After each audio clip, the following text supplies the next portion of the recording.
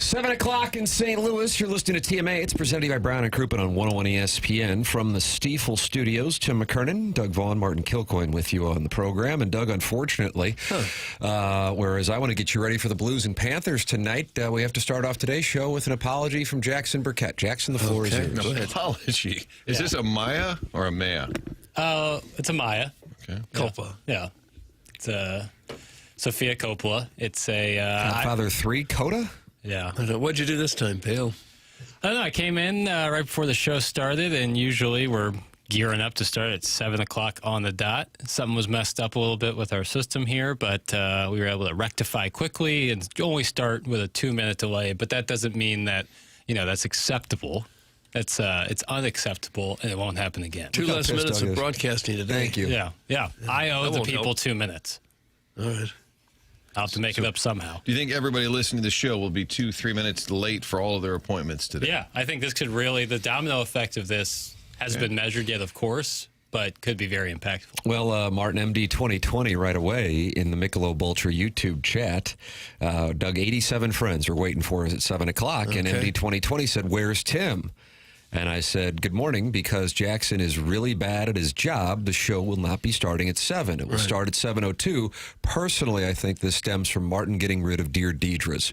I think somehow they're related." And then Jake Reynolds asked if Martin also got rid of gluten-free perk on the show. So now you're going to have to address that. But maybe you can address it after our Stiefel dossier has a surprise guest at 8:30, Doug. Well, do we really? Surprise guest. Okay, Martin nice. was kind of feeling a surprise guest as he walked out for onboarding yesterday, and by God, he delivered. I would say topical, relevant. Don't you think, Papers? Oh, yeah. He's in on it. I think those are good describers. Sports related? Doug, here we go again. Now, what do you need? Initials? Yeah, initials. His birthplace? I think if I gave you guys a legit 15 to 20 guesses, you would not get it. Wow. Do you agree with that, Eloise is Papers? out. Do you agree with that? If I gave them 15 to 20 guesses, would they get this one? I'd say no. I'd say inside of 20, yeah. Ooh, okay. All right. That we would get it inside of 20 guesses? Yeah. And it's topical, I you say. disagree. I'm going Matt Vasgersian. I have no idea. So you got 20 guesses. Chairman Kurt, you like that? Did you just give a thumbs up? I caught it out of the corner of my eye. I'm always looking at the table to see the involuntary reactions. Martin is good at not giving off tells. Or he gives off reverse tells, which is even more dangerous. That was actually going to be my guess, just right? based on the Cardinal franchise favorite segment yesterday. Was that you or was that Jackson who did that social media clip? Chairman Kurt, that was wonderful. My Instagram, because Doug, I'm a collaborator, I guess. Are you really? When you do that, you tag me, and then I just hit accept. Right? That's how it works from the TMA account, my Instagram account, not necessarily a gift depot like my Twitter account, but bordering on it. And then I looked at it, and then I had a bunch of comments. And Doug, some people were really unhappy because that list was a list of Matt Vasgersian's favorites, not the all-time Cardinals. And maybe it'd be a good time for us to apologize and take some time away. I'm not apologizing. If you leave Stan Musial and Bob Gibson off your list of favorite Cardinals, then you don't know what you're talking about. You can see it at TMA_STL or on the Twitter tweets, right? Yeah. I retweeted that. TMA STL, Timothy Michael McKernan on Instagram. It was a wonderful, wonderful clip, and Doug is furious. It was Matt Vasgersian's list. I got Matt Vasgersian as the surprise guest at 8:30. That's where my action is. Do with it what you want. All right. Or seeing the Eloise. textures, what Jimmy Cruz, which Jimmy Cruz. Actually, Don't let me down, Jimmy Cruz. I would not mind got getting him on. Louisville in the second round. He'd probably forgotten that he was the SLU coach, didn't want to be here. Kevin Lish, not a bad call either. Well, Jimmy Cruz, don't let me down, Jimmy. I've got you beaten Louisville. Joe Thurston, there's another great suggestion. Fernando Vina, Vina. Martin. How about that? I actually think he's in play because of being on the topic that you just mentioned yesterday. Vina would Matt be. Carpenter. He was the third baseman, Doug. Oh, of course he was. Who else would it be? I mean, he played third base for what, 2 years, 3 years?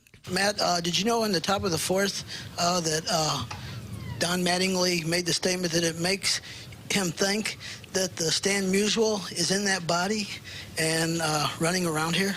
Sick. And you? And you. Well, I don't really know what to say about that one. It's never a good sign when the question is longer than the answer.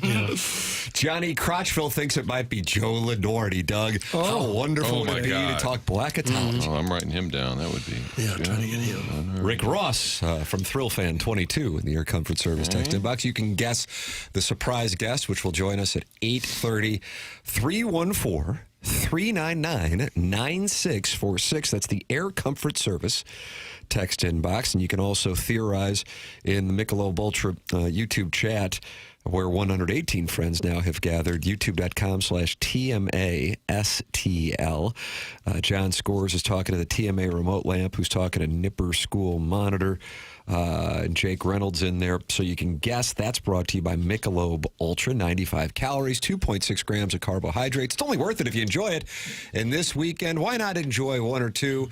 It's going to be a pony at TMA night at Chaffetz Arena tomorrow night, 7 p.m. Pre-game bottle service, post-game bottle service. And sparklers. They'll bring us sparklers when they bring us our bottles. Have you announced whether you're signing or not? I already have said that I'm not signing. I can't, because if I sign for one person, then I'm going to have to sign for 9,000 people. Yeah. You don't want long lines. You don't want to clog up the concourse out there if you should set up a kiosk. Kiosk like at Steak and Shake? We were talking kiosks at Steak and Shake yesterday? Yeah. Maybe it's somebody from Steak and Shop. Maybe it's a franchisee from Steak and Shake at 8:30. You can also have a billboard if you'd like. We'll throw it in with the deal. This is the biggest Billiken game since... What do you got on that? Jimmy Cruz playing Louisville. Dayton 2020. Yeah, 2020. Was that before the COVID? Right before, the end of January. Because Selection Sunday was on the Sunday before everything got shut down, if memory serves. Doug, was Hideki Matsuyama leading the players? I don't remember who was leading the players, for heaven's sakes. God, his show prep, man. When they canceled the Masters, I remember I was in the office and Rich Gould said, no! He said, I don't care. I'll wear the mask. I'll do any of this stuff. But you can't cancel the Masters. I'll see you there tomorrow, Tim. I love you. That's from M-Town. Doug, what do you think she is? Like 24? No. I would guess probably about 5'11", 34C, zero waist, and just moved here from San Diego and loves sports talk radio in the Midwest. It's a heavy-set, over-the-road trucker who parks his rig in Herculaneum. Doug, I'm lactating. Thanks. Oh. Martin, sometimes we just get updates on the phone lines. 314-974-0101. Are you lactating? Call in Callier and Thompson phone lines. Tapers is off to a sneaky good start over there. Yeah, he is. He's sending a message. Maybe that extra 2 minutes is what he needs. Yeah, just need a little more prep. Just need a little bit more prep. I like how Tim, though, is AI generated. He just said, it's 7 o'clock in St. Louis. Yeah. I got nothing else. You just read what's in the prompter. It used to be 7:07 in St. Louis when we were on HD2 and AM radio. Famously. We can leave our houses around 7. That's correct. When we were in Kirkwood, I would leave my house at 6:55 because it was like 3 minutes from my house. And Chuck Marlowe would ride his bike to work sometimes? I believe that is correct. Chuck Marlowe. Get to the show sweating profusely. There's something tough about just getting ripped for 3 hours by texters and then riding your bicycle home. Guys, Larry Hughes is the guest. That's from Minute Bowl eligible. Oh. That'd be awesome. That would be awesome. You know, I would like to get him on the TV side, but I don't think... Now, he loves the Billikens, but remember, his son left this program with this coach, so I don't know what his stance is. I think he's happy for him, but I don't think it ended the best way. I don't think he's... So I don't know. I don't know where his head's at right now. He still live in St. Louis? Oh, absolutely. But his son was on this team and then quit mid-season last year. I don't know all the particulars, but have you seen... Well, we'll ask him at 8:30.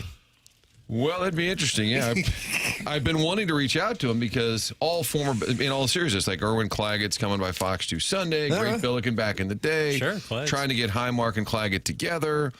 Anybody who was a SLU alum, we've had Troy Robertson. It's a great time to kind of reconnect with former Billikens. And I've thought about Larry Hughes, but I just don't know how excited he is because I don't think he was crazy about how it ended. I don't know. Jordan Jet? You got to get Jordan Jet would be great. Why do you hate Ian Vayukas? I would like to get. He's been on my list for a while, but I really haven't done anything about it. Okay. At that aforementioned 2020 Dayton game, I saw Jordan Jet in the men's room, and there were some people wanting to take a picture with him. They were so excited to see him, and he goes, fellas, I'm not doing this in the bathroom. Reasonable. Yeah. Tim, I bought 6 seats in front of you and 6 seats behind you, and my plan is to have 12 different 25-year-old 10s surround you to make sure anytime the camera's on you, you are balling in Bridgeton. I'll be with Doug in the back seat. Doug, that's from Steven time, and he's one of the brothers' time. There's Ed and there's Steven, the brothers' time. I didn't care much for the text. Didn't really care for it. The guest is probably Chuck Todd. Jackson was begging for him. That's from Eric in the Central West End. Martin, he, of course, changed the George Washington name from Colonials to Revolutionary. Yeah. Jugs in D.C., who is a Revolutionary alum. That's right. Did send a list yesterday. He said, here were the final choices, and we didn't read it at the time, but it was a bad list. It was like Blue Fog. Ooh, Doug, the George Washington Blue Fog. If I could find it. Was that what was over the Potomac when George Washington crossed? What's wrong with people? We've seen the issues that the aforementioned, or the... Stop saying aforementioned. You're right. That was the poor use of it. The formerly Washington football team had with picking a new name that was kind of District of Columbia themed. He said, okay, because I saw the text line pop up yesterday, and oftentimes I need a good audit because it'll just... Without context, I saw a text that said all of them were ass salad. Here, I got him in front of me. Did you find it? Yeah. Doug, here were the options for George Washington. Okay. When Chuck Todd demanded that they change their name from Colonials. Why would he have any say whatsoever? Doug, I don't think he changed it. Jugs in D.C. says he did. Maybe he did. Ambassadors, Blue Fog. The George Washington Blue Fog makes their way to St. Louis. Couldn't be any dumber. I don't mind Blue Fog. It's horrible. I think it's kind of cool. It's unique. It sounds like you're killing a rodent. You've got like a special spray. Someone Blue says Fog. George Washington, basically the man who saved this country, the first president, you think of Blue Fog? What do you want, the powdered wigs? How about generals? Ooh, I like that. Wooden teeth? I think that's offensive. Shout out to Teeth. A general is offensive? I kind of think so. I know I wouldn't want to explain Aren't that the New to my Jersey Generals, isn't it taken, Doug? Don't they get their butts beat by the USFL. Globetrotters? Or no? Who is that? Washington Generals. Washington. Oh, so that was already there. Yeah, See? taken. Well, almost every name like that's taken somewhere. Here are some of the other options per Jugs in D.C., George Washington alum. Catalyst, how about that? That's when you're taking on the Cats. He wasn't a cattle rancher. The Catalyst. The Catalyst. Like in the scientific experiment? Awful. Fireworks. The George Washington fireworks are on the Dumber list. than dumb. Wow. The Independents.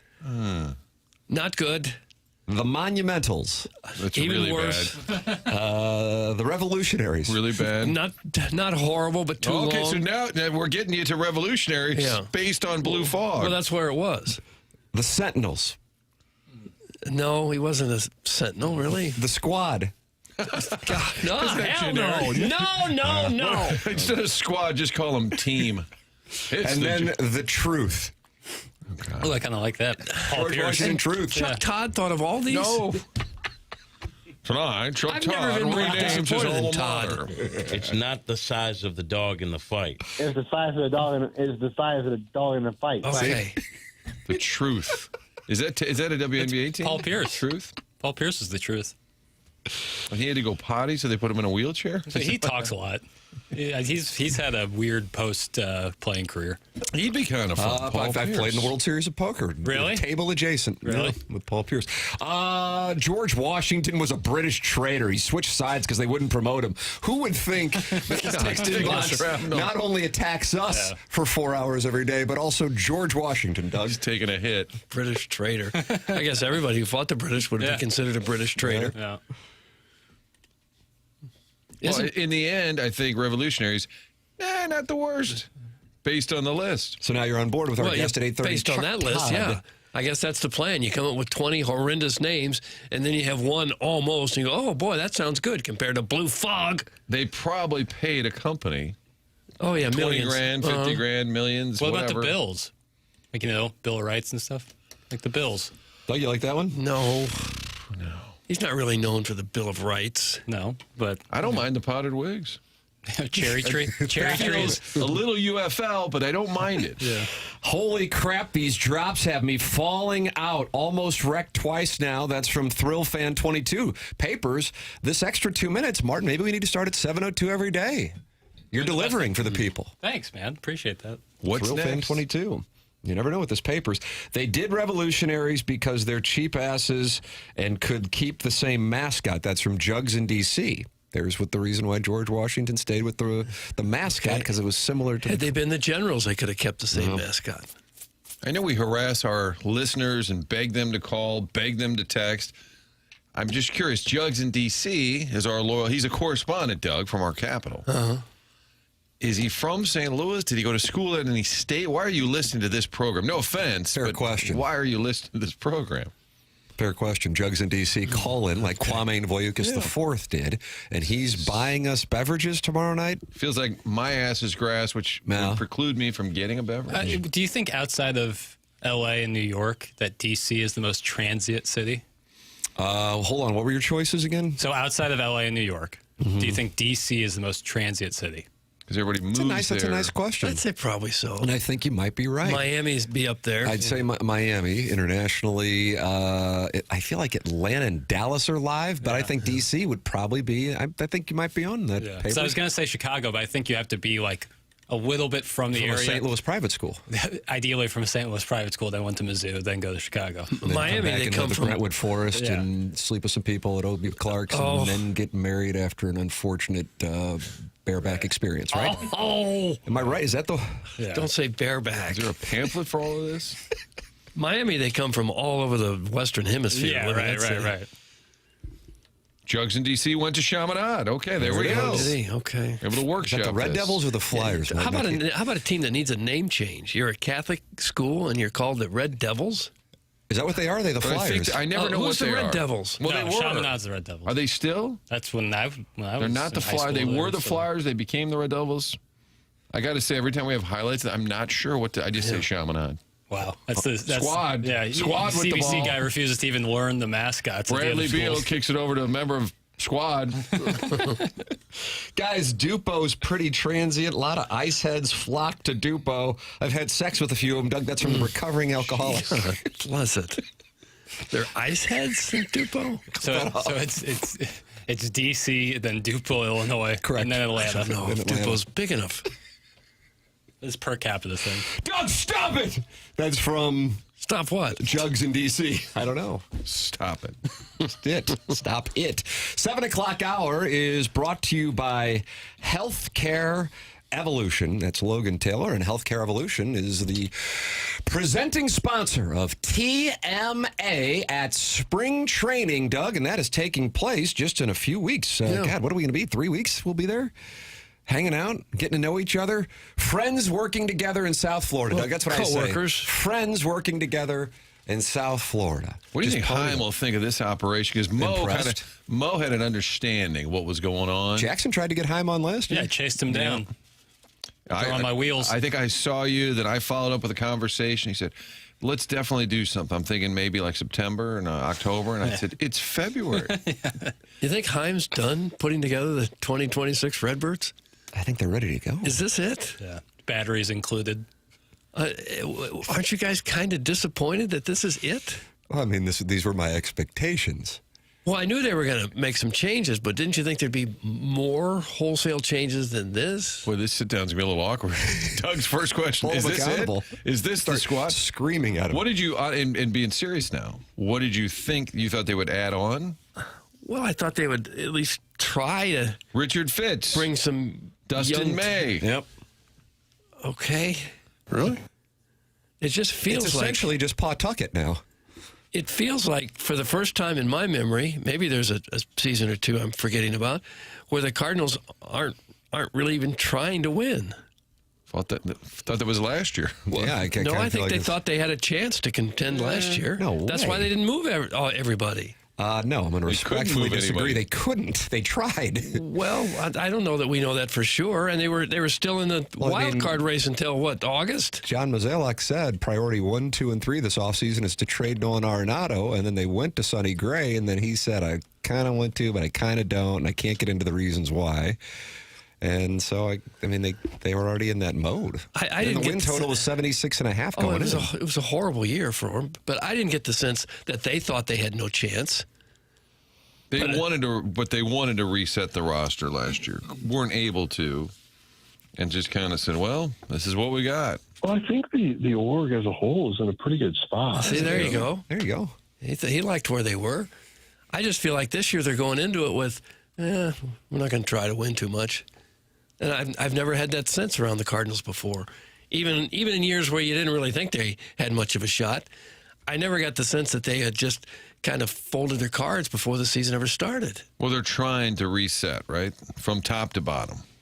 Whether it works or not, I don't know. But they're adding as much younger talent as they can in hopes that that'll equal future success. Because they were patching it together every year. Didn't work. Coming off the 2023, which was a disaster. They thought that was in the anomaly. Added Gibson, Lynn, all those guys, and it didn't work. And then they realized they were just kind of running in place. So now they're trying to reset. Well, yeah, I understand all that. Well, what would you do with a reset? Would you add where's all the young talent that's resetting? Well, I think I feel like they got a couple of fringe fifth starters and a couple of guys in the minors that haven't really lit it up in the minor leagues. Where's the start? Who do they have that they've acquired that's someone you're going to build around? Well, I don't think you're building around them today or tomorrow, but they believe, and I think if they were being honest, some of the even younger, not the first name you heard, but like the Fajardos and Clarks could be really good players. Those are even further away, though, because they're younger. Fajardo and Clark. With no guarantee at all. It's not like they're right on the edge. Not like they just had a big-time season in AAA and they're ready to go. I understand. Well, I didn't mean to kill the conversation completely. You guys are having an exchange. Like I jump in and I become Ross Perot. I think it's a fair question of what Doug's bringing up. Are the fans on board with what's taking place? Are they just disgusted that it's gotten to this point? Or do they think that it was overdue to kind of start over because what they were doing wasn't working? Well, I'm all on board with starting over and shuffling the deck. I just thought they might do more of it. But when you say more of it, I don't follow what you mean. Move if you don't like, if you can get something for Donovan, move it. All these other players, Newt Barr, if you think that you've seen enough of him, move on from him. If they're just not bringing in anyone that you can say, okay, now here's a real solid building piece. I haven't seen any of the guys that they've acquired that you would say, boy, there's a can't-miss guy. I respect where you're coming from. My counter to that would be, in the case of the players they've traded away, they were salary dumps. And so when you're in that position, you don't have leverage to command high-caliber prospects that would really gain a lot of attention.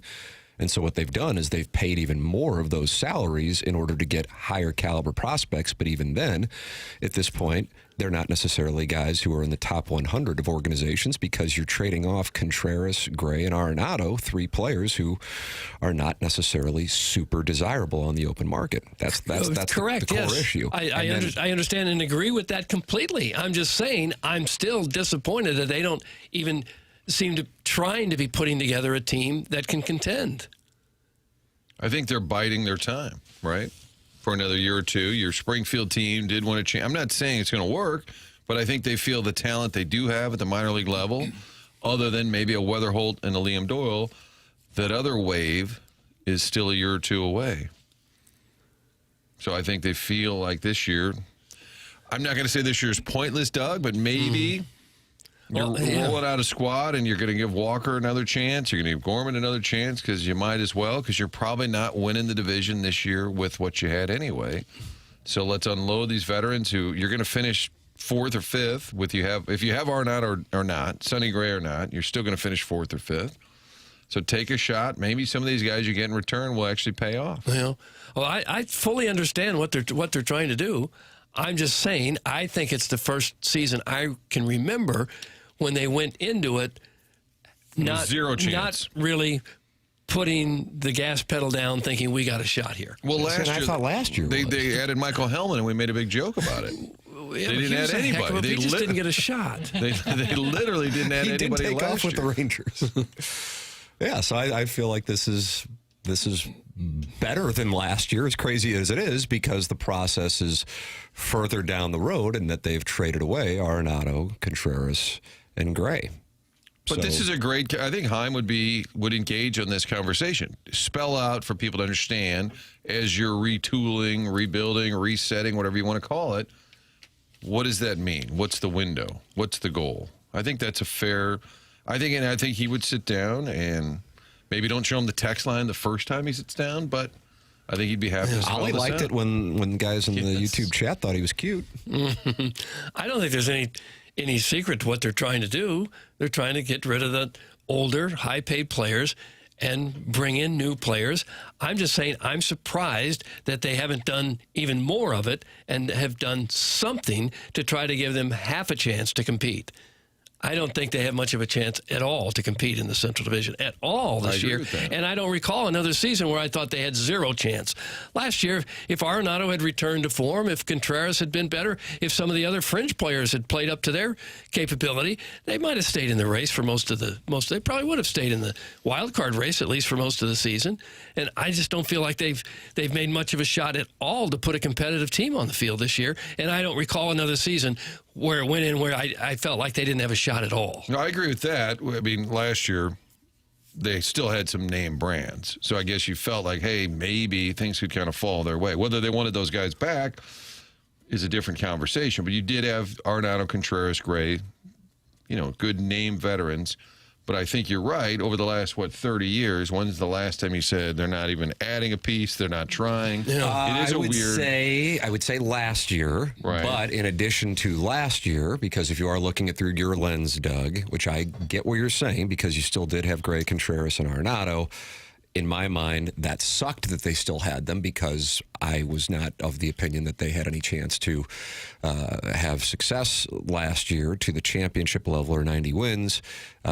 So with that said, over the last 30 years, that would be it. And then this would be another extreme of it. I just like this year better because now those pieces are gone and the road is clear on what the path is. And in addition, you have the labor situation that is and the television situation that are two monster factors. But I realize fans don't want to hear about that stuff, or a lot of fans don't want to hear about it. But I'm quite certain it dictates how organizations are going about doing their business, with the exception of the Dodgers, unless it's just one big scam to have the Dodgers keep picking up players to put the owners in a better position when negotiations come around at the end of the year. Conspiracy theory. Yeah. Well, could be. A good, healthy debate. I like it, Doug, except Joey Vitale's Orange Scully says, who cares? So the Cardinal franchise. And that's where they are. That's why I'm concerned. Well, the future of baseball, and who cares? Yeah. I think a lot of people still care. Well, I don't know how long they're going to care if they're buried early. They didn't care much last year or the year before when they were drawing such horrendous numbers at the gate. I mean, they're in danger of having a 3 or 4, 5 year span here where people have just lost interest in the team. They can't afford that. I'll do a little prediction. Jackson, put it in Predictionary. We got to take a look at Predictionary. Yeah, I don't know what we have on some of our long-term wagers. I think what will happen, I think one of the things, and I'm not sitting here going, this is a 90-plus win team. I want to make that crystal clear. But when you have what will be a super young clubhouse, you now have a comfort level for the guys who are going in and probably playing in some cases every day, or at least knowing that they have an opportunity to play every day, and they've gotten to know each other at the lower levels, and there will be some youthful personality and some personalities as we talk on January 29th that none of us are familiar with, and the St. Louis Cardinal fan base is not familiar with. There will emerge a couple of players within the next 4 months that get Cardinal fans on board. I think that is something you're going to see. And I could be off on that. I'm not saying, so therefore everything is great. I'm just saying I think that this is something that, as we all agree, needed to happen. But I think the byproduct of that is you don't sit there and go, okay, this veteran is looking over my shoulder and I'm worried about this or that. I think you're freed up by low expectations. So that's what I think will happen. There's my prediction that this team will start to experience some love locally because they will be youthful and it will be unfamiliar, kind of like sitting on your left hand for 5 minutes. Oh, no. I can see that with Weatherholt. Is there anyone else that needs more of a chance? Is it Gorman? Is it Victor Scott? Is it Sajaci? The answer is I don't know, because in a number of cases, some of the guys who are going to be out there, whether they be throwing or position players, we haven't seen on a regular basis, whether you don't have the big dollar guys out there. So I don't know how it's going to play out. I just like that there clearly has been a move to unload the dollars. And I'm in peace with the fact that they're most likely going to be a bad to, at best, average team. But you can start to build. And in addition, because they don't have contracts on the books, they're positioned well for whatever happens after what is likely going to be a work stoppage. So I like that. Again, I know that wasn't their strategy, but that is the byproduct of the fact that they now are in a fluid position. It is 7:32 in St. Louis. Time check brought to you by Clarkson Jewelers. If you are tired of always waking up exhausted, dad bods starting to weigh on you, finding it harder to get excited about basically anything, if your energy, focus, and drive aren't what they used to be, it might be that you're just getting older, but it also might not be. There's a good chance your hormones and metabolism are out of balance. So this new year, let's get back to the old you. You remember that guy? Sharp at work, full of energy, fun, the one people enjoyed being around. That's where Mentality comes in. They're not a macho, low-T bro clinic. They're human-centered, and their mission is to figure out what's really going on in your body and your brain. Mentality starts by listening. They'll run real labs and explain your results in plain English, then build a personalized science-backed plan using hormone therapy and FDA-approved peptide treatments to help get your brain and body back on track. So stop telling yourself and everyone around you that you're fine. Right now, all new patient labs will be covered in your treatment plan. That's a savings of $250 right out of the gate. Reclaim the old you, the younger you, with Mentality. Schedule your appointment now at lowtusa.com. That's lowtusa.com, LOWTUSA.com. Participate in the conversation by calling in the Callier and Thompson phone lines, 314-974-0101. You're welcome to text in to our Air Comfort Service text inbox at 314-399-9646. Open up your YouTube app, type in TMASTL, subscribe to the channel. 6,480 friends have done so, and you can go in there and talk with Martin's Wildcat Agenda, Nipper School Monitor, the Bridgeton Landfill Fume Huffer, and Lee Adjacent Wildcat. They're all in there talking it over, and you can watch the program there. And, of course, you can email in for our Design Air Heating and Cooling email of the day. What a showdown we have as Alan Dadeville and Buck Swope are tied at 3. And we have only 2 more Design Air Heating and Cooling emails of the day left in the month of January for the $10,000 HVAC system that Seth Goldcamp and Design Air Heating and Cooling are giving away for the winner or the emailer of the month. Send yours in to compete at the morning after at InsideSTL.com. Stiefel Dossier, we've got a surprise guest at 8:30 on the program. Tim McKernan, Doug Vaughn, Martin Kilcoyne with you. Jackson Burkett on the ones and twos. Chairman Kurt filtering the phone calls and the emails. This is the morning after, and it's presented to you by Brown and Crouppen on 101 ESPN and the TMASTL YouTube channel.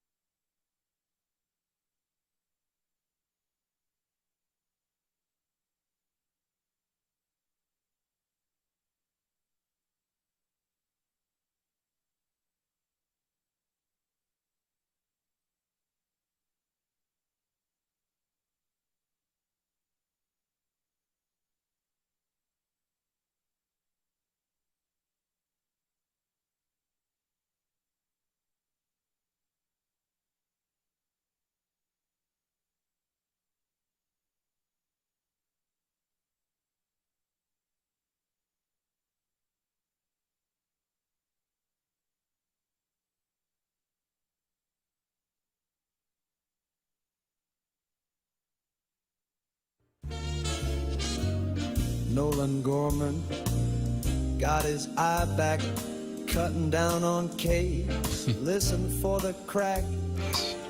Our boy Victor got blazing speed. No chance at second if he has his lead.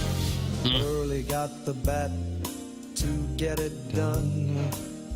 There's no stopping number 41. Hell's bells coming in stopper style. Lights turn red, B-fib go wild. Look out now, these baby birds gonna fly. First place by mid-July. This was performed at the Ritz-Carlton Cigar Bar, Martin. Live. This is Harry Connick. They flew him in just to do some Cardinal tunes. I would think so, yeah. It's TMA 101 ESPN. Show's broadcasting from the Stiefel Studios. Tim McKernan, Doug Vaughn, Martin Kilcoyne, Jackie Papers on the ones and twos. And if you want to call in, Chairman Kurt mans the Collier and Thompson phone lines. If you want to email in for the Design, Air, Heating, and Cooling email of the day, Chairman Kurt filters the morning after at InsideSTL.com. That is how you can email in to the program and compete for a $10,000 HVAC system, which could very well be awarded tomorrow at 10:50. Right now, Doug, Allen, Dadeville, and Buck Swope tied with 3 wins. The incel from the other side of the couch jumped out to a lead and just has fallen off here over the last few weeks. Chairman, does the incel email in? I know I heard from them once, and it was, I'm a degenerate, and it was graphic even by my standards. Oh, if Kurt's a little offended, we got to stop. The incel blocked.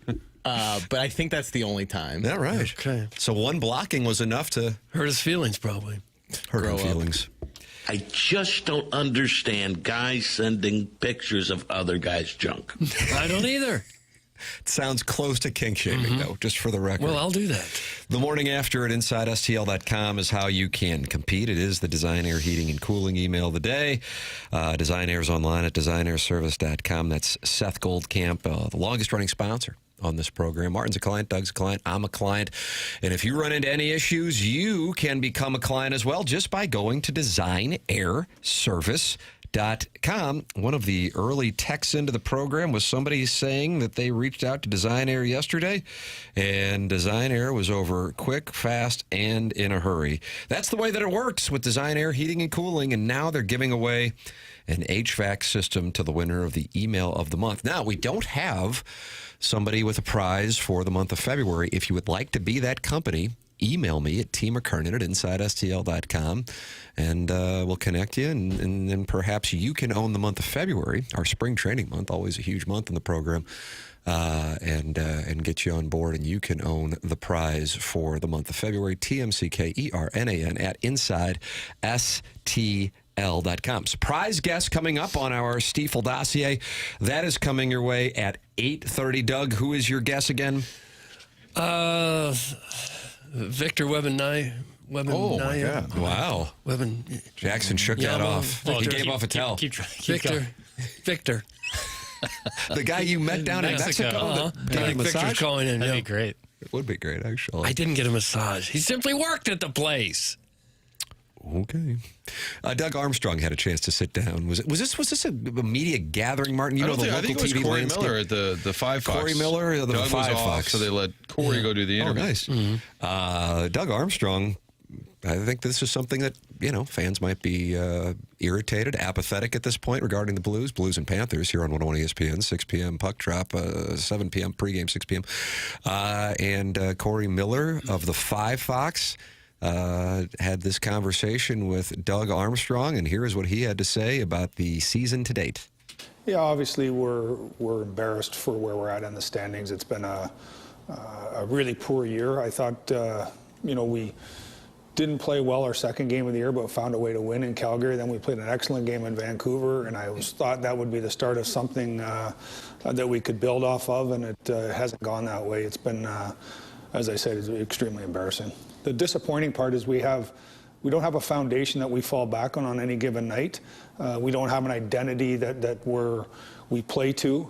Every night it seems to be something different, and until we find something that has a solid foundation, that this is who we are, this is what we go back to, we're going to continue to have these games where it's something different every night, and that's something that I work with the coach on every day and we talk about every day. Unfortunately, we just haven't found it. No, they have not. And why do you say that? Well, because they're in dead last place in their division. Tough division. Huh? Vaughn index remains at wait a minute, let me do this. Remains at 47. Lost 5 in a row. Going nowhere. Oh, baby! Doug, but you gave us the over on the Avalanche and Senators last night, and you cashed your chips. Again, huh?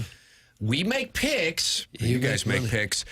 And the listeners make money. We make picks. You make money. Doug, I make picks. You make money. There you go. Yeah, they had 7 goals between the Senators and the Avalanche. 5-2. Ottawa beat Colorado pretty badly. How about that? Colorado now 35-7-9. But it's not often you hear an executive say, I'm embarrassed, because they're afraid to piss off the players a lot of times. So saying that. Oh, I see what you're saying. I think a lot of drawing a conclusion there that they might be going, okay, it's time. Some people are going, don't care about feelings. No, I just think that that's Doug Armstrong's MO. He doesn't care how it is read in the room or if it pisses off players. But I think a lot of players would be offended. Even a coach in some instances would be, oh, really, you're embarrassed? I think they would take that hard, and I don't think he cares. But I think he's right. Like, he basically, and yet he put this team together. So why has this core not been able to have an identity? Doug, they haven't been able to find they were building their game for a couple months there. I don't like their habits. Yeah, and now that's the word we're using now. Habits? I thought it was effort. Both of them? Well, yeah, I've heard a lot of habits. They're developing good habits or bad habits. Say what you want about the moves made that you like or dislike. At least Army wears it instead of blowing smoke up our asses like the Loafer Boys down at Bush. That's Sharon and Clayton, but I think she's in Sanibel. Loafer Boys. Good morning. The Loafer Boys. Is there something wrong with wearing loafers? A lot of people wear them without socks. That I find to be a little funky. I've done that a lot. Really? Do you notice that your feet start to... No, Wainwright brought that up one spring training. Really? He was concerned about it. In that Florida heat. Is it a fashion statement or just a convenience thing? I think it's a fashion thing. Oh, there. Convenience for me. I think you wear a pant. Yeah, Martin doesn't strike me as going like I need to be fashionable. Well, that's I'm not saying Mo, for you I think specifically. anything Mo, if he's part of the loafer crowd, I'm assuming when you think of the Cardinals, I guess you could lump the DeWitts into that. But Chairman talks about ankle cleavage a lot. That's a kink for you, bro? It's not a kink for me. I just think it's very fashion forward. And if you wear ankle cleavage is fashion forward, Doug. If you wear socks with loafers or any kind of like low cut dress shoe, you don't know what you're doing. Really? Well, you think women are looking at gentlemen's ankles? Is that real? Is that a thing? I'm not aware of that. That I can't speak to. Well, there's also nothing wrong with dressing for the bros. You know? Is that right? Trying to impress, yeah. Sure. That's why. Really? Why do you think? Would you try to impress a bro? No, I'm saying, why do you think like sneaker culture is such a big thing? You think people are doing that trying to get laid? No. High tide lifts all boats. Yeah. So if guys are attracted to other guys, that helps them get with girls? Not necessarily attracted, just trying to look at me, get some props. I got to tell you something. This is all new to me. I wear lifts, so I don't have the option of. It was weird. Only certain shoes will fit. Well, the hockey guys walking into the game. First of all. Yeah, the suit pant now apparently is like a high water is like a thing. In fact, Pee Wee Herman. But they wear dress shoes with no socks. Yeah, that's what I'm saying. That's the move. It looks uncomfortable. Yeah. You can also go like an extremely, extremely low cut no show. Yeah, sock. those stink. They look like a ballerina in those things. I'm out on those. They barely fit your feet. Anybody really have a problem if you just show up in regular socks? I wouldn't. I do. Doug, I can't recall which girl it was because I've been with so many. Oh, gosh. But something that she was clear about is socks aren't sexy. You ever live by that credo, socks aren't sexy? I never really think about it. Socks aren't sexy. Title of the segment. Except in rare cases, I would always want socks. Compression socks, if you got them, please. Sneaker culture. Dressin For the Bois. That sounds like a new Dressin For the Bois. Is that a new podcast that Papers will be putting out under the umbrella of the Dressin For the Bois Podcast Network. That's when we go. That's a bridge too far. Such a typical douchey look, Martin. Do you drive a Corvette and wear a gold chain, too? Stop it. That's Sharon and Clayton, and she is not happy with you now. Because I wear loafers with no socks. Yeah. Another lady. I mean, so many women listen to this program, Doug. Call Ellen. I like a lean man ankle. Telling you, yeah. Shapely ankles. I'm out. You see a lot of men with cankles? Oh, God, Doug. Do you know where you live? It's a bad beat. Don't most men Cankles have... are a bad beat for men. For anybody. Jeff Scanina, Martin, number 90. Am I right on that? He had the biggest... huge the calves. For anybody. I don't know that's that Cole Komet's uncle. I don't know that I've seen a gentleman who was otherwise of normal stature with cankles. I have. Sucks.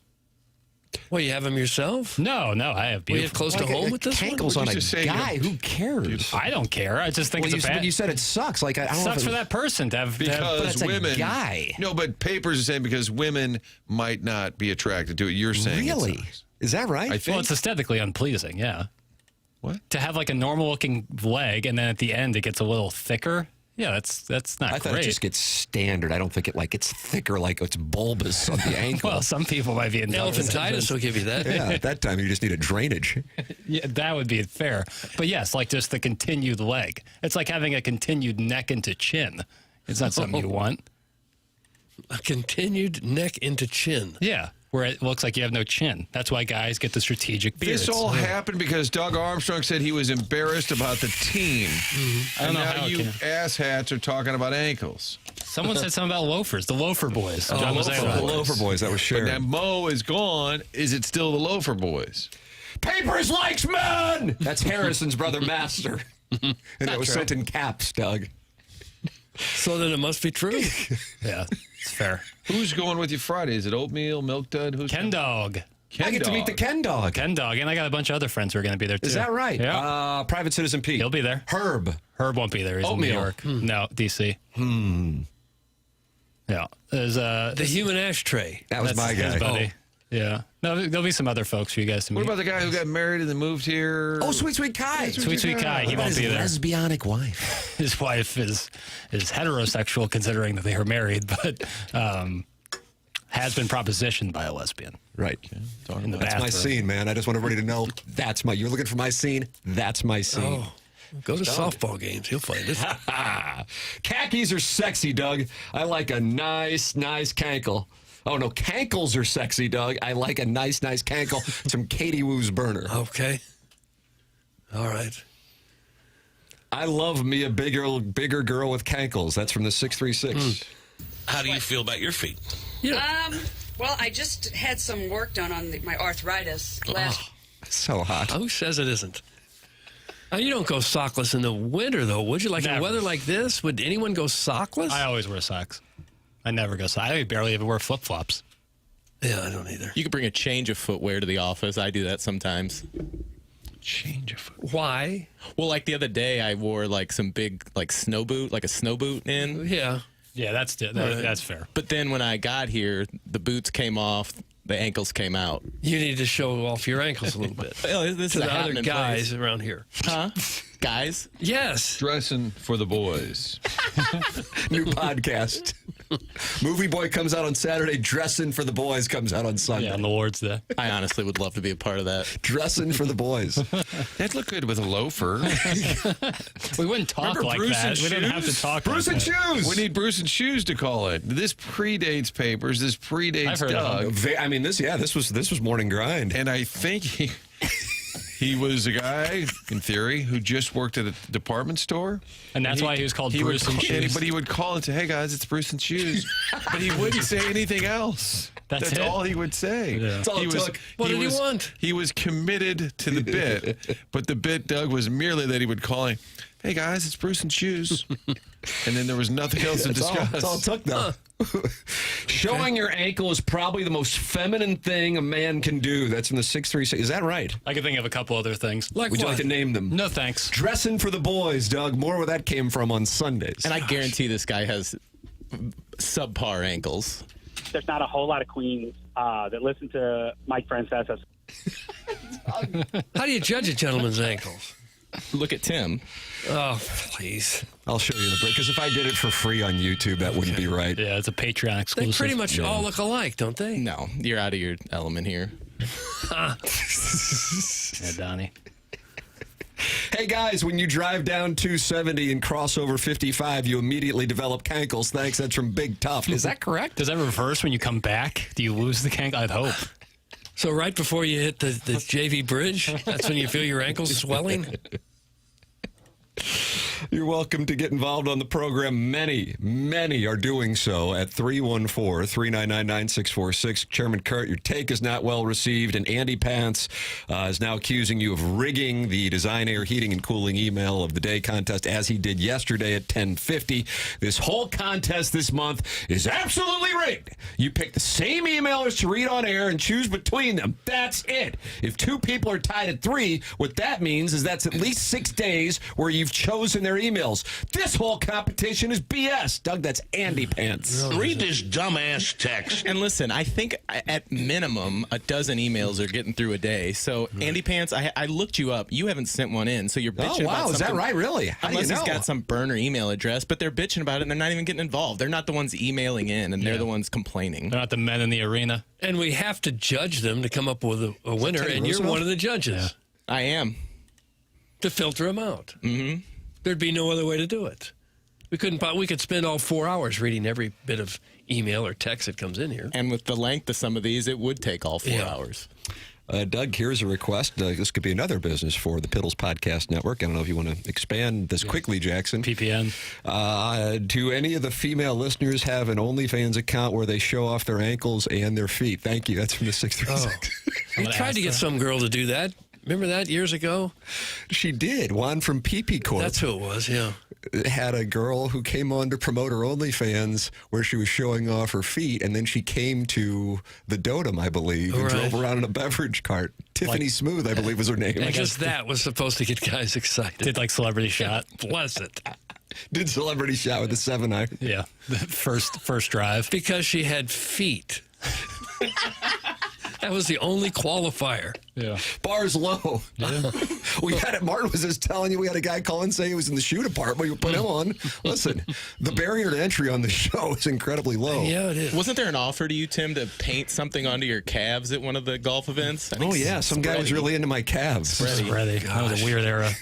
Good taste. It was the weird era. I haven't gotten to it yet. Yeah, that's season. It was like a guy who lived in a house with just recently got indoor plumbing. And he definitely didn't have internet, and he would always call in asking members of the show to kiss each other. And you think that's weird? But insisted he wasn't gay. And it was Spready? His name was That's correct. He was an older gentleman who was offering us money to kiss. And he just wanted to stand outside and watch. Yeah. But the thing is, we don't kink shame, so we're like, okay, that's cool. I do, and I did at the time. And he was really upset we were moving to HD2 because he didn't have internet and therefore wouldn't be able to listen to the program. And I just felt bad for him. Yeah, so he's got to be rejuvenated here over the last 18 months. I assume he has FM. He probably has FM. You'd think. He had a little Pestis to him. Just a little bit. Yeah, you know what? Now that you say that, maybe it was Pestis all along. What a bluff. Pestis call in, Spready call in. What about Tucker? People are saying that Bruce and Shoes might have been Tucker. No, so different. The person, you think so? Well, it wasn't Bruce and Shoes way earlier. I think there is a chance that the person responsible for starter packs, right, who Chairman Kurt and I work with on Sound Story now, and for my money, the best Instagram account next to Ella Reese's is St. Louis Starter Packs, may have been Bruce. Right, yeah. But was he the Bruce in 2004? Right, that's what I guess I can text him to find out. Curious about. Because he was a multitude of characters. Yeah. All fantastic. Yeah. Genius is what it is. And I did an event with a gentleman. He was a great MC, great host. And then he said, you know, I'm actually Misty Plops. I said, no way. My God. Oh, my God. Misty Plops, one of the Mount Rushmore emailers in the history of this program. You're welcome to text in 314-399-9646. That's Air Comfort Service sponsoring the text inbox.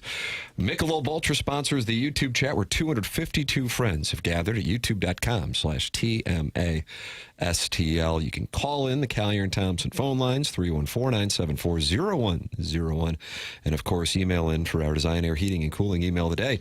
Hey, have you boys noticed what I'm wearing? I'm not talking about the lifts. Oh, is that some Polos Polos Plus? Yeah, hell yeah. Plus. That looks fantastic. Look at this. Yeah, is that a little crew neck action? A little crew neck action there, Papers. Really Telling you good. this, Andrew Hubbard. Yeah, I got Polos my stuff Plus. coming. It's en route. Corey Lawson, this is what they can do. They can do this for your business as well. What they do, Polos Plus, the sponsor of the dossier, starting on Monday, Polos Plus, we welcome them aboard, is a locally owned and operated company by Corey Lawson with longtime TMA listener and supporter Andrew Hubbard running the sales and marketing side. And what they do is they create shirts, hats, T-shirts, and, of course, polos for your small to medium-sized business, or in the case of what we're doing, TMA logos, which I guess we're going to make available to the public here. But the thing that separates them, and this is what I love. This is, I guess you can see the Nike logo. Do I look like Tiger right now? I'm asking. Very much so. Do I really? Very, very much so. You should see me hit my 7-iron 158 yards, just like Tiger. Yeah, well, some of us wish we could.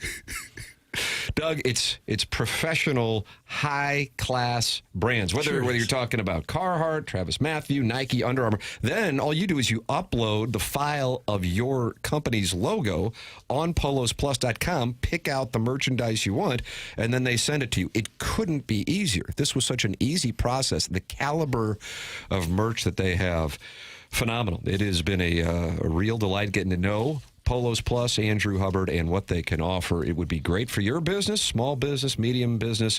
Go to polosplus.com, and here's what they're doing for TMA listeners. You can take 10% off with the promo code TMA at checkout. 10% off with the promo code TMA at checkout. And if you have any questions or you want to talk to Andrew directly, email him at andrew@polosplus.com. Andrew at polosplus.com. That's polosplus.com, promo code TMA for 10% off. We are 29 minutes away from a surprise guest. I got Matt Vasgersian.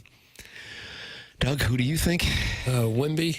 You think it's Wimby? Yeah. Mm-hmm. Jackson, you know who it is, so you have to recuse you. Do you know who it is? Boomer Kingsley. Boomer Kingsley is Jackson's guest. We're going to get initials or anything? Nope. Chairman Kurt, do you want to fire a bet at the pot? I like Vasgersian. I'm going to step off that and go, what's that bad man's dad's name? Kelly Thames? Kelly Thames, the bad man. Oh, that's a good one, Kelly. Oh. I write all these down. I nailed your last one, Martin, in the hallway, and you tried to play it off, but Who I got was you. it? Trent Green. Oh, yeah. Could you pick up any physical tells you can share that I can use for baseline behavior comps going forward? I punch Kurt as soon as he That's what guessed it is. When you guess it, Punch knock his lights out. Sport, at least? Don't ever say that again. Can we get a sport as to who this is? He's a sport. See, there you go. He's a sport. Okay. That's coming up at 8:30 on the program. The Design Air Heating and Cooling email today, the morning after at InsideSTL.com. To the delight of Andy Pants will come your way on the Stiefel dossier at 9:45. The program's called The Morning After. We close out the Healthcare Evolution 7 o'clock hour and go into the Fisher Window and Door Store 8 o'clock hour on TMA 101, ESPN, and the TMA STL YouTube channel.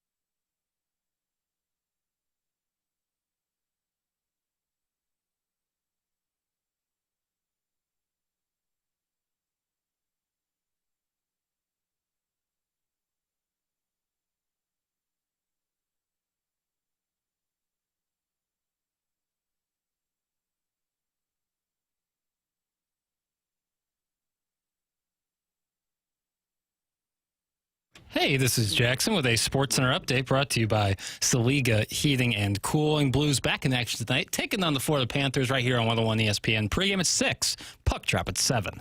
That was another Sports Center update brought to you by Saliga Heating and Cooling, a Daikin heating and air conditioning dealer.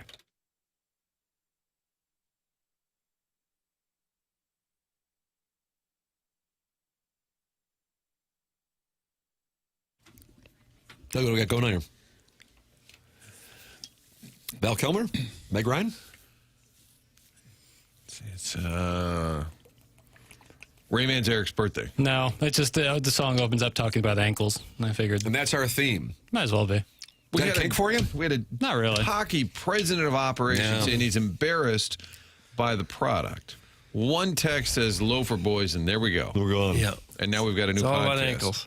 You ever rolled your ankle real bad? Yeah. Oh, it's just the worst thing ever. Tighten up those shoes real hard and keep rolling. Oh, sometimes you can't. Yeah. My guest for the surprise guest, we got a surprise guest coming up on the Stiefel dossier here on TMA 101 ESPN at 8:30. And MD 2020 is guessing my surprise guest. Guess is Patrick Reed to talk about leaving LIV Golf. You think P. Reed is going to join us? Some helpful hints for when you might be dealing with a penalty stroke. What's coming up at 8:30? I'm on Matt Vasgersian. Okay. All right. I can't get a read. These guys aren't giving off any tells. No, we're not knowing what The sport. suggestions that come in are outstanding. Well, this would be somebody I would love to hear from on the program. His name is Nevin Shapiro, Doug, and he does a podcast. Okay. I got to get him.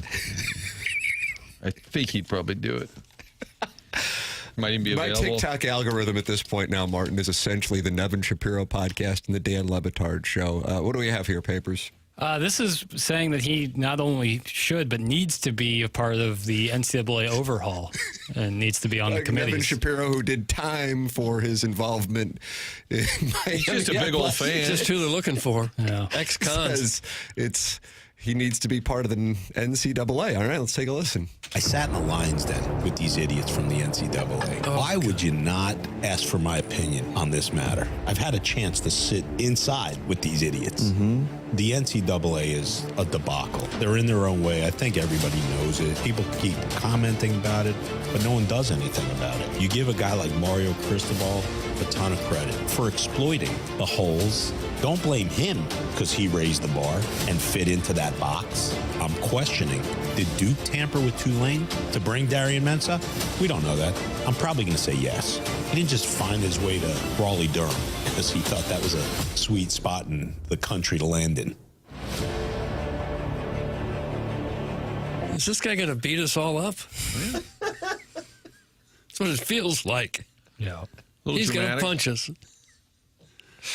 Might be my favorite podcast out there.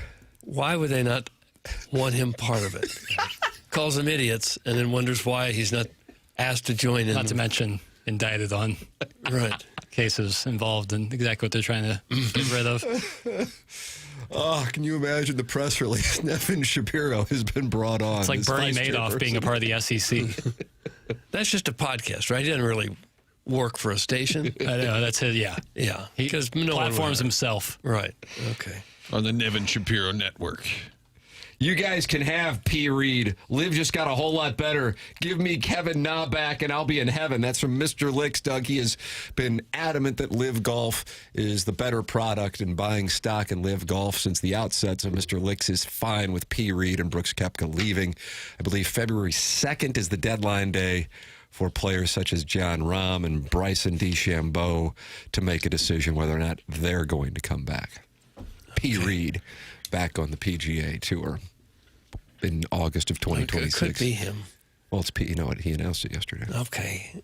He also was celebrating the anniversary of his embedded ball at Torrey Pines. Was that 2021? I don't know the years. He kind of fixed it before the rules official got over, and you got to respect that. Jackson loved that in high school golf. Didn't you think LIV would have a little more traction? All the names, and you never think about it on a week. It's on the CW, so of course I watch, but you never think about it. No. Nope. No. But great for many a player. Yeah, I'm glad guys got paid. Yeah. But didn't you think it would have a little bit of an impact? Really, you didn't with all those names? I mean, no, I honestly no. But I also thought the way that the PGA Tour handled it was an absolute debacle. Yeah, I mean, I thought it was so gross, trotting out the families of September 11th to try. That was essentially their only PR defense mechanism. That was gross. And then remember that we're doing a show one morning, and Jay Monahan, the commissioner, sits down with Yasser Al Rumayyan from the Saudi Arabian PIF. Doug's that Public Investment Fund. I think so. Wasn't it on like MSN or yes, CNBC? And then all of a sudden they say that they got a deal and that they're going to work on it and have an announcement in the next few months. And I think that's going to go on 3 years this summer. Mm-hmm. Yeah, I think 3 years. Yeah, it's 23. Yeah, and nothing's changed. But there's only like a handful of PGA Tour events that have national appeal, you know? There's not like a ton. So the idea that LIV, which none of these tournaments have prestige, and they play this weird team style, yeah, I just don't think it was ever destined to be like the national spotlight. Doug, do you follow Joe Pompliano on social media, or do you read his... I blocked him. Oh, no. Too many hot takes. His Substack. He is a sports business writer, and he said Brooks Koepka and Patrick Reed have both left LIV Golf, with LIV losing approximately $500 million on its 8 international events last year alone, and reports that Saudi Arabia's sovereign wealth fund is running low on cash for new investments. LIV's future is now very much in doubt. So there you go. Even if you have the billions that those people have, you don't care to lose money in that type of number. So yeah, it looks like the dominoes are starting to fall. That's for sure. Will LIV Golf be remembered as the USFL, Doug, of golf? Yeah, kind of. Similar. Patrick Reed, the most likable guy on tour. I'm sure the guys are all pumped up. That's from Bano. Doesn't sound like he likes it. Good to have villains in sports.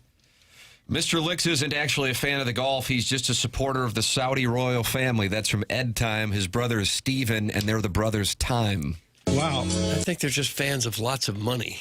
And one of the Times supports Mizzou, and I think another one supports SLU, if I'm not is that right? I think so.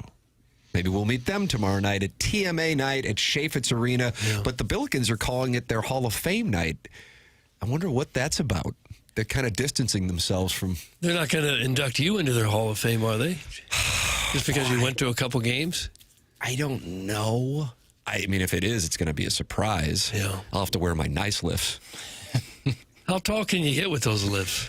I'm up to 5'7". Are you? Tim's like trying not to fall on the floor as he's balancing himself, trying to get to the center court. Going up the steps, waving to the Jumbotron, about to do a full header. Steven Time says, yep, F Mizzou. So I guess that's where we got it. Steven Time, Martin. Mr. Licks has issued a statement. Weird team style. Yeah, it's so weird that a sports league would use teams in competition. Such an out there idea. Good call, Jackson. That's from Mr. Licks. Well, a sport that's known for usually individual competition, not like Ryder Cup, notwithstanding. Say what you want about P. Reed. He's a hottie. That's from the recovering alcoholic from Belleville and Webster Grove. Kind of dresses like P. Reed, that recovering alcoholic. Yeah, they kind of look alike. They could be brothers. So maybe that's why he's saying I think so. Hard to take a shotgun start event that doesn't involve a beer hole seriously. Thanks. It's from the 314. Wasn't the LIV equivalent to the fan page club championship called the Bubba Watson's Ball Striker bracket? That's Alan Dadeville, and Alan Dadeville is tied with Buck Swope at the top of the leaderboard for the Design, Air, Heating, and Cooling Email of the Month, with just 2 more emails of the day remaining.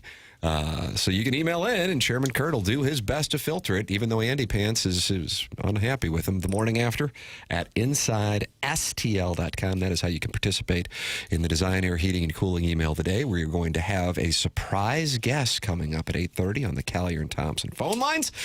And you can watch it all take place on the TMA STL YouTube channel. That's coming your way at 8:30. On our Stiefel dossier. The program's called The Morning After. It's presented to you by Brown & Crouppen on 101 ESPN and the TMA STL YouTube channel.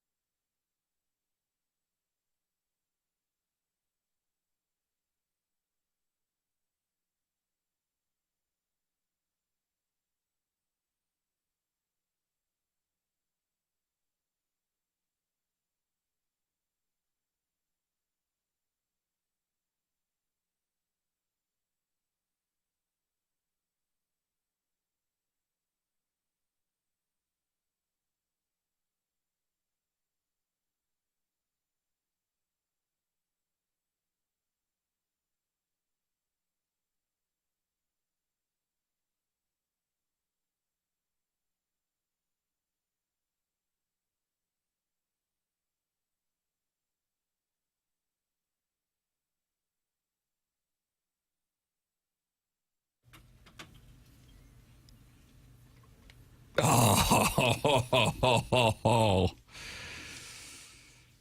wow.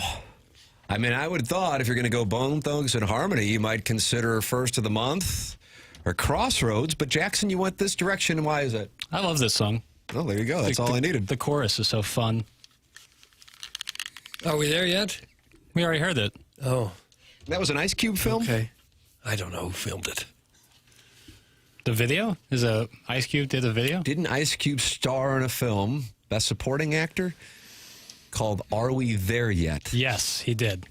God, I feel like sometimes I should take over Movie Boy. I thought you were referencing Thuggish Ruggish Bone. Maybe now that you're doing the new podcast, Dressin For the Bois, you're getting distracted on Movie Boy. You want to take a guess on the Rotten Tomatoes percentage on Are We There Yet? Family comedy from 2005. Not too far off. 7? Getting warmer. Okay. Oh, it's better than we thought. 12%. Ice Cube is also an Anaconda. He is, which they just remade. It needed a remake. Yeah, desperately.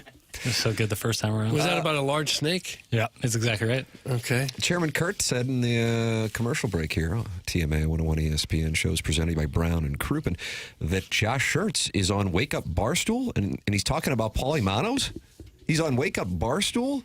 And where does that air? Is that FS1 or ESPN? Yeah, that's on FS1. They post everything on YouTube a little later, but live it's on FS1. And I saw it. I couldn't hear it, but I'm looking in the Michelob Ultra YouTube chat. Yeah, what do we got going on here? And I'm trying to find the person, but they were saying he was talking about Paulie Manos. Doug, he's on Wake Up Barstool on FS1 talking about Paulie Manos. Probably talking about Lamba. How would that come up? Because he's talking about Lamba. They had him on just to talk about Lamba and not the Billikens? They tried to get Tim on, but he was busy. Stop it. Contractually, I need to appear from 7 to 11 on 101 ESPN. But then I can't appear on Wake Up Barstool or Holly Randall's podcast. Okay. I had that carved out. Just to talk about Lamb, though. Correct. Lamba. Correct. Nice promotion for Paulie Manos there with the Barstool crowd. Coach Schertz starting to get a little more national attention. But that. I'd like to see him talk about his team and not Lamba. Doug, do you think you would consider staying at SLU even if given a big offer elsewhere because of the TMA opportunities and the hosting? You do have to wonder if that factors in. Opens up a lot of opportunity for him. So we'll probably have a sit down with Dr. Chaffetz tomorrow. And he does from time to time. He needs our advice. Yeah. What was it yesterday? He said that he acknowledged you sent him the play that he called for Robbie Avila. We had a pop. If he slides, you pop. That was it, right? Yeah. Okay. Draw it up. I'll send him some plays Friday night. I'll have a few things for him. Hopefully see him before the game. If not, I'll shoot him a note in a timeout or something. 12-point is the number for the Billikens and Flyers tomorrow. It's a spread? 12 points. Wow. Dayton's gone into a dark place. So the question is, do they spiral or are they hungry like the wolf? Duran, 84? I don't know the years. I know the song, not the years, Tim. I feel like it's 83. But Well, 84 would still get me home. But if it's 82, I got a problem. I'll have to take some time away. Oscar Bortuzzo told me Manos is the best Italian in St. Louis. That's from the 314. Okay. Hungry like the Wolf, 1982. No, I'm going to take some time away. Yes. I'm going to go to a cabin with Jackson's buddies, who I get to meet tomorrow. Yeah, there'll be a bunch of them there. That's awesome. Boy, there'll be a lot of them there sockless, too. Oh, you think so? Mm-hmm. I'll be in socks. Socks aren't sexy? Socks aren't sexy, yeah. That's the problem. That's the conundrum. But I'll be in them. It's too cold not to wear socks. You know, my ankles get cold. I would think. Shout out to Doug, a man named Doug. I was at the DMV yesterday. I'm talking to the woman at the counter. The guy next to me said, "Hey, is this where you go every day?" And I said, "Well, I don't go to the DMV every day. Had to get some plates." And I said, "There I am at the." And he said, "I listen to you guys every day." And I said, "Nice to meet you, Doug." He had a name on his shirt, so I was able to identify him. And he says a loyal listener, and he wanted to know if onboarding included stops at the DMV, which it does. Shout out to listener Doug. So you have to go to the DMV every day? Yep, most days. That would be some people's a lot of personal hell. grassroots marketing out there meeting the people. Did you get a real ID? No, I did not. I need to do that. Yeah. Do they keep moving the date on that? Do I need to have it? I think you need it now. Yeah, now they're going to start doing fines. Or a passport. So for the flights to Florida, which are coming up soon? Yeah, you might want to get on that. Is that right? Or bring a passport. Yeah, or bring the passport. Have a passport, okay. That's good enough. Because it was supposed to be, May of 25? And they kind of did a grace period? Oh, it was supposed to be way earlier than that. It was supposed to be originally in 22 or 23. I guarantee a slew cover against Dayton. That's from Jugs in D.C. And he said, great take, Tim. You should run for Senate. I don't know what that is, but I agree with him. I don't know if I'm electable. Well, all right, I don't know what to tell you. Right, I've seen some people that apparently are electable. And I would think you'd have a shot. The bar does seem to be moving. First thing we do, I'm going to need you. Can you get into a flannel shirt? Yeah.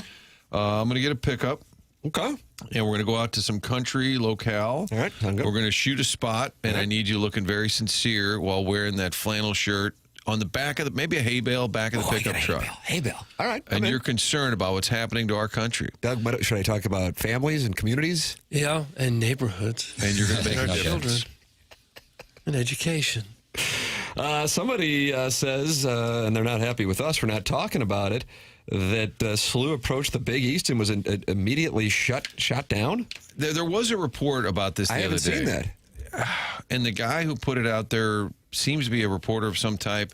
I asked somebody who I think that. Seems to be a reporter of some type. That is the state of our industry in 2026.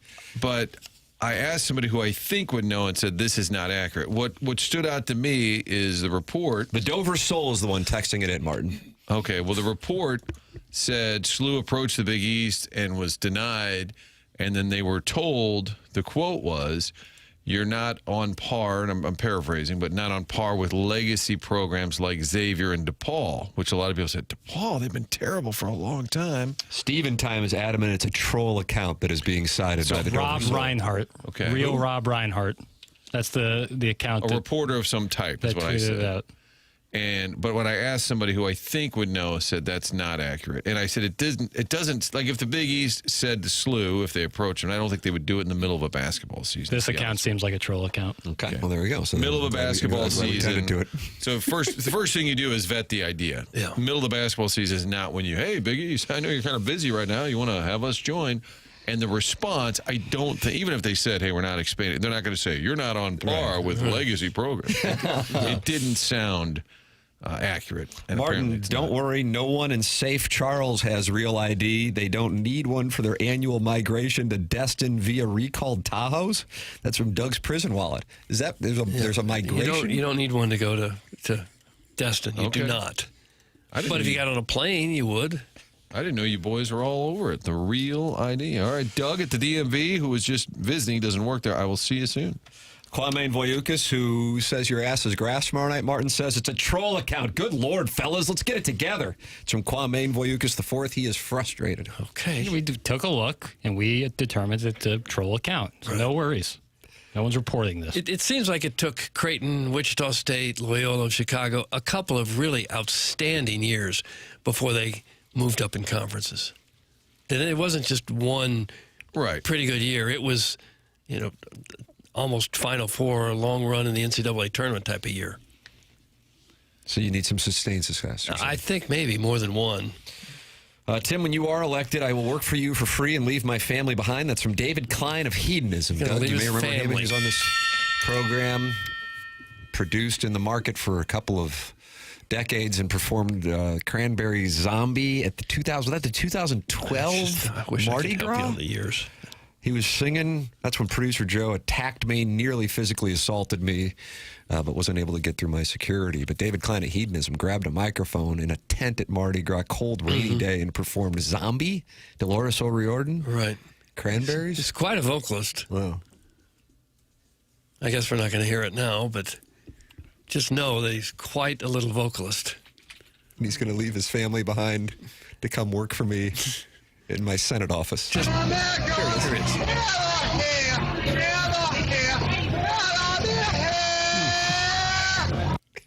It sounds like the noises you would make on your first night in prison. You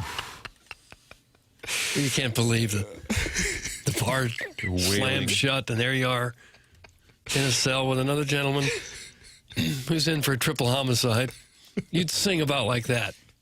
Like Dolores O'Riordan. Surprise guest is coming up next, Doug. We're going to find out who it is. Okay, good. It's next year on TMA 101 ESPN.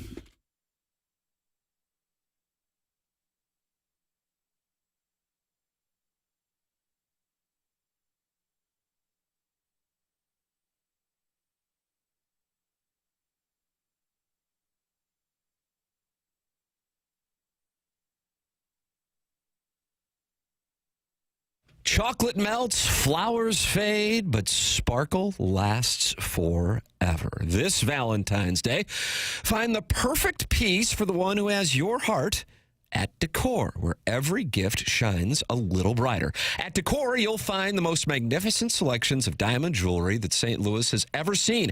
The choices are dazzling. If you are stuck on what to get your love, let Decor help you out. The bling is everywhere, from classic to trendy.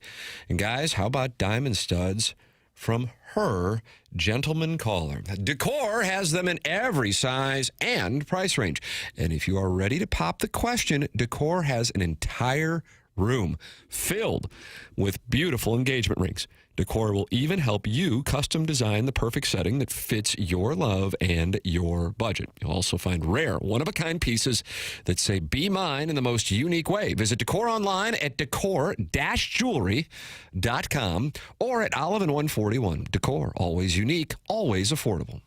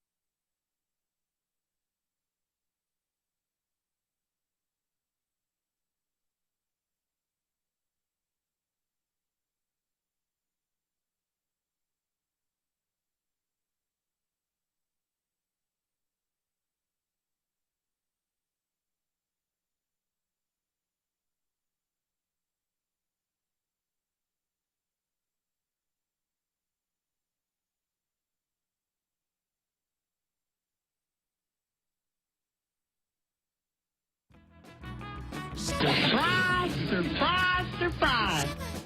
Now, what, if anything, that ball contains, we don't know. Chairman, I'm going to send you a number. This is an adventure you and I are going to be taking together. You've got a big surprise coming to you. Well, Martin, it's surprise guest time, but the surprise guest isn't calling in, and now the audience is raging. Oh, gosh. Mad already? Oh, boy. I don't know. Wouldn't that be the ultimate? What if the ultimate surprise is that we don't have a guest and that Jackson and I just thought it would make for good banter for an hour and a half? That would be. You should just every day on the dossier just put 9 o'clock. Raquel Welch will call and just put like random names. She's no on longer there. with us. That's what's going to make it so fun. Yeah. Well, it's going to take a little extra work. Yeah, you still don't give up. 314-399-9646. That's how you can text in to The Morning After here on 101 ESPN and the TMA STL YouTube channel. It's the Air Comfort Service text inbox, and you can call in, especially if you're a surprise guest. Maybe Daddy Padre will call in as Alec Ogletree, former Rams linebacker again, 314. How far into the Ogletree interview did you get? Too far for three people who had spent a lot of time in the industry. Yep. Because it happened more than once. It wasn't just. I remember one with Ryan Terrio. Ryan Terrio was supposed to call in, and he opened up immediately with the call saying, "I want to eat Doug's underpants." And that could really have been that Terrio. one got dropped immediately. But Ogletree, it was a little conversation, if I remember correctly. Why won't Jackson put the surprise guest on? That's from Jugs in D.C. Great producing. That's from Rusty Pecker. What if it's Dear Deidre? Oh my goodness! In. Wow! But I thought you banned Dear Deidre. Do we have the surprise guest? That was you. me. Just a moment. The surprise guest will be on in a minute. You know, some of these people have things they do for a living outside of calling into this show. Sure. Do you understand that? Sure. She said to call her back in 2 minutes. 2 minutes. Oh, goodness. She's still up. She's still up. Okay. This is great. And we'll edit all of this out for the podcast. It'll sound seamless. What a treat. Well, while we wait for the surprise guest to call back in, what an opportunity to tell the audience about the wonderful people at Appliance Discounters. And Doug, are they sponsoring that suspension logule? They sure do. For them, anybody in it? I can't imagine anybody's in there. Oh, there's a whole laundry list of people. Shrimply Pibbles was the last one in there, still facing a 10% tariff. And Deke Dotem has been suspended indefinitely. TMA listeners, Appliance Discounters, sponsor of the suspension logule here on the program, has an exclusive deal for you. Come in today and receive an instant 5% rebate off your next appliance purchase. That's right, 5% instant savings off your already low prices. In addition to the 5% instant rebate, you can receive other factory rebates, some up to $1,500 from the manufacturer.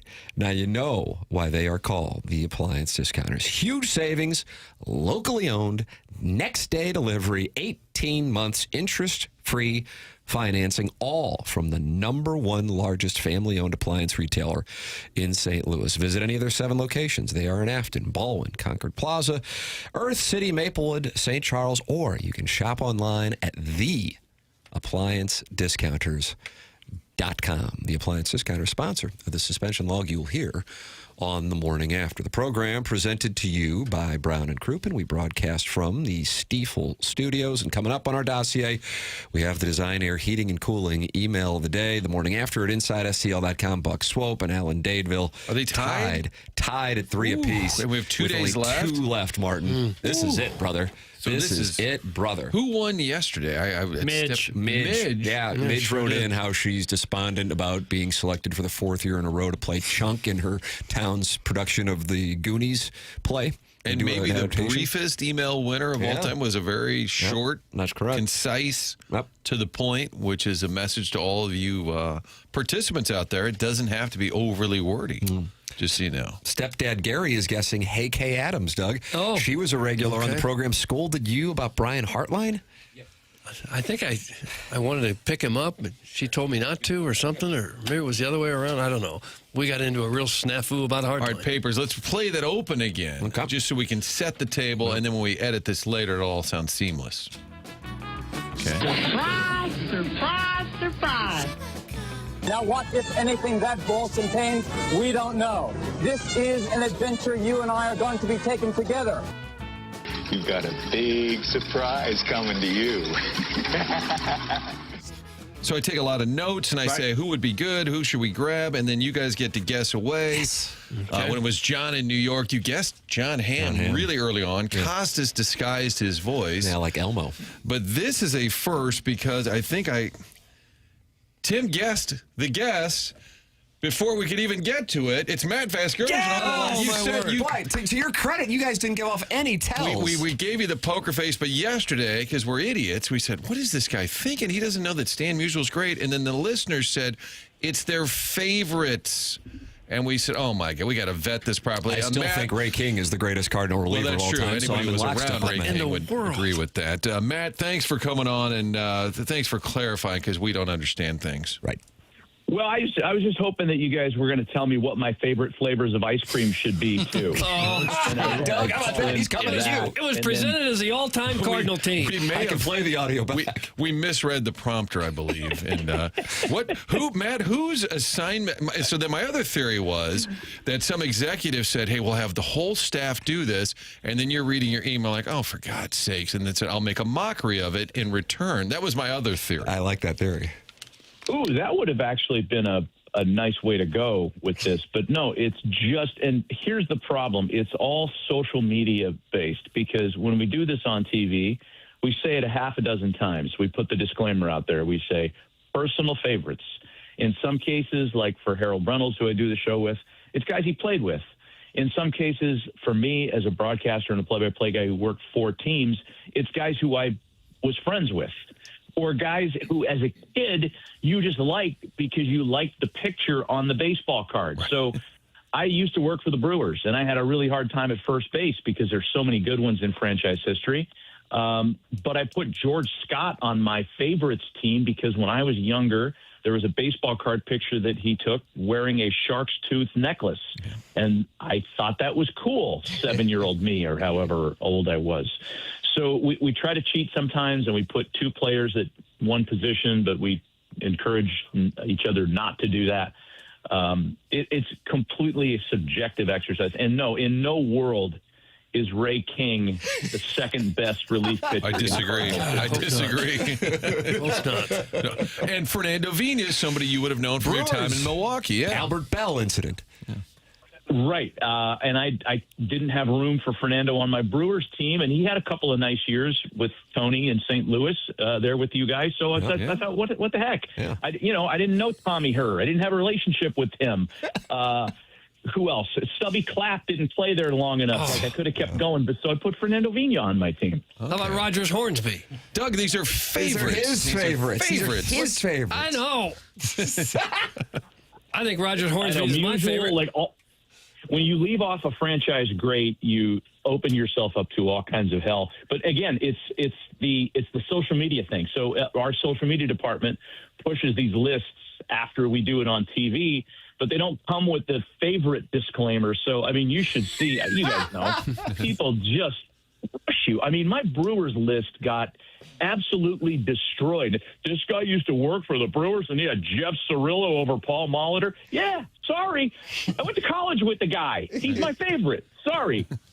What do you have against Billy Joe Robideau? Why do you hate Joey Meyer? Yes. I can see the list. It could be endless. So, Tim, the list yesterday that we read and we were upset was favorites. Not all-time Cardinal favorites. So would this be considered, Jackson, you're wonderful at called it rage bait? Is MLB Network positioning Matt and what Harold Reynolds also did it, Matt? Yeah. So then you guys are the targets for the rage bait when they tweet out and post on Instagram the list. Yeah, if they're leaving out the favorite qualifier, then yes, that would be engagement farming. Engagement farming. Matt's going to use that today on the air. I love that term. We are being manipulated here. You know, hey, that's something I'm going to take up with the powers that be. We're being used. We're pawns in the game of life, as Mongo famously said in Blazing Saddles. We got a Blazing Saddles quote out of it as well. Matt Vasgersian is the surprise guest. Topic on the show yesterday, unbeknownst to him. And then when I texted, I said, this is kind of a long story. I have to kind of explain. It took a little bit of explaining, Tim, to get to this point. But Matt, no stranger to our town. And then, of course, famously talked about the Dome, which proved to be correct, that it wasn't exactly the best football venue, which we now mock. But Matt was ahead of the game. Yeah, I was saying that in St. Louis when we started the morning grind, because we were lucky enough, Doug here, Matt, and Martin and myself would travel with the Rams when they were here, and I'd come back and do the show, and I'd say, man, I got to tell you, the Dome, this was the early 2000s when the team was good. I'd go, this thing's one of the worst buildings in the NFL, much less the fact that the Rams lease in St. Louis says that it has to be in the top 8 of the 32 franchises. And you were very open about that observation. I didn't remember the ranking language in the deal. It just, as a kid from Oakland, California, who grew up going to games in one of the worst multi-use facilities in the history of sport, I felt like I had license to make those kinds of accusations against other people's home facilities. I just never liked that place. As much as everybody loves St. Louis as a sports town, I always felt like the football trappings could have been a little better. I get it, like that was the only option back when they moved, but yeah, never liked the joint. Never liked it. Yeah, they kind of hedge their bets, I think, knowing that they may not get a team, so it's kind of a convention center related. Hey, it's great when we have the boat show. I think it was the only way it got voted, it got approved. Right. Just in case. Are you hurt that your A's are packed? By the way, I've been to Oakland only for football, by the way. Terrible layout for foot. You got the infield over there. It was always bad.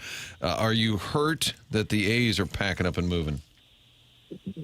I think I'm over that, just because it had been such a long episode, so many threats, so many alternate plans and destinations proposed by like a pie-in-the-sky club president who's no longer around there.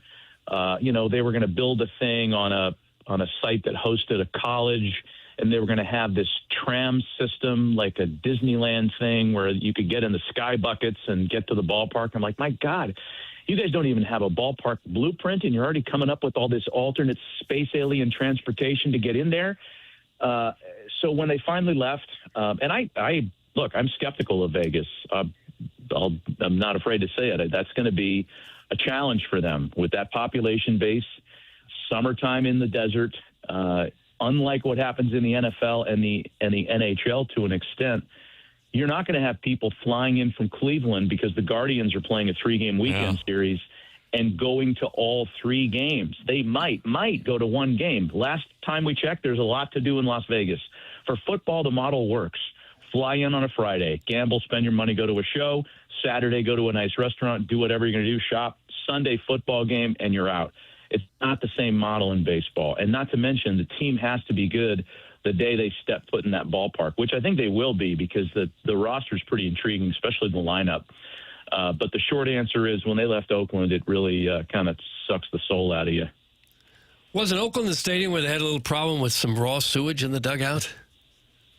Among other things. Yeah, backup issue there.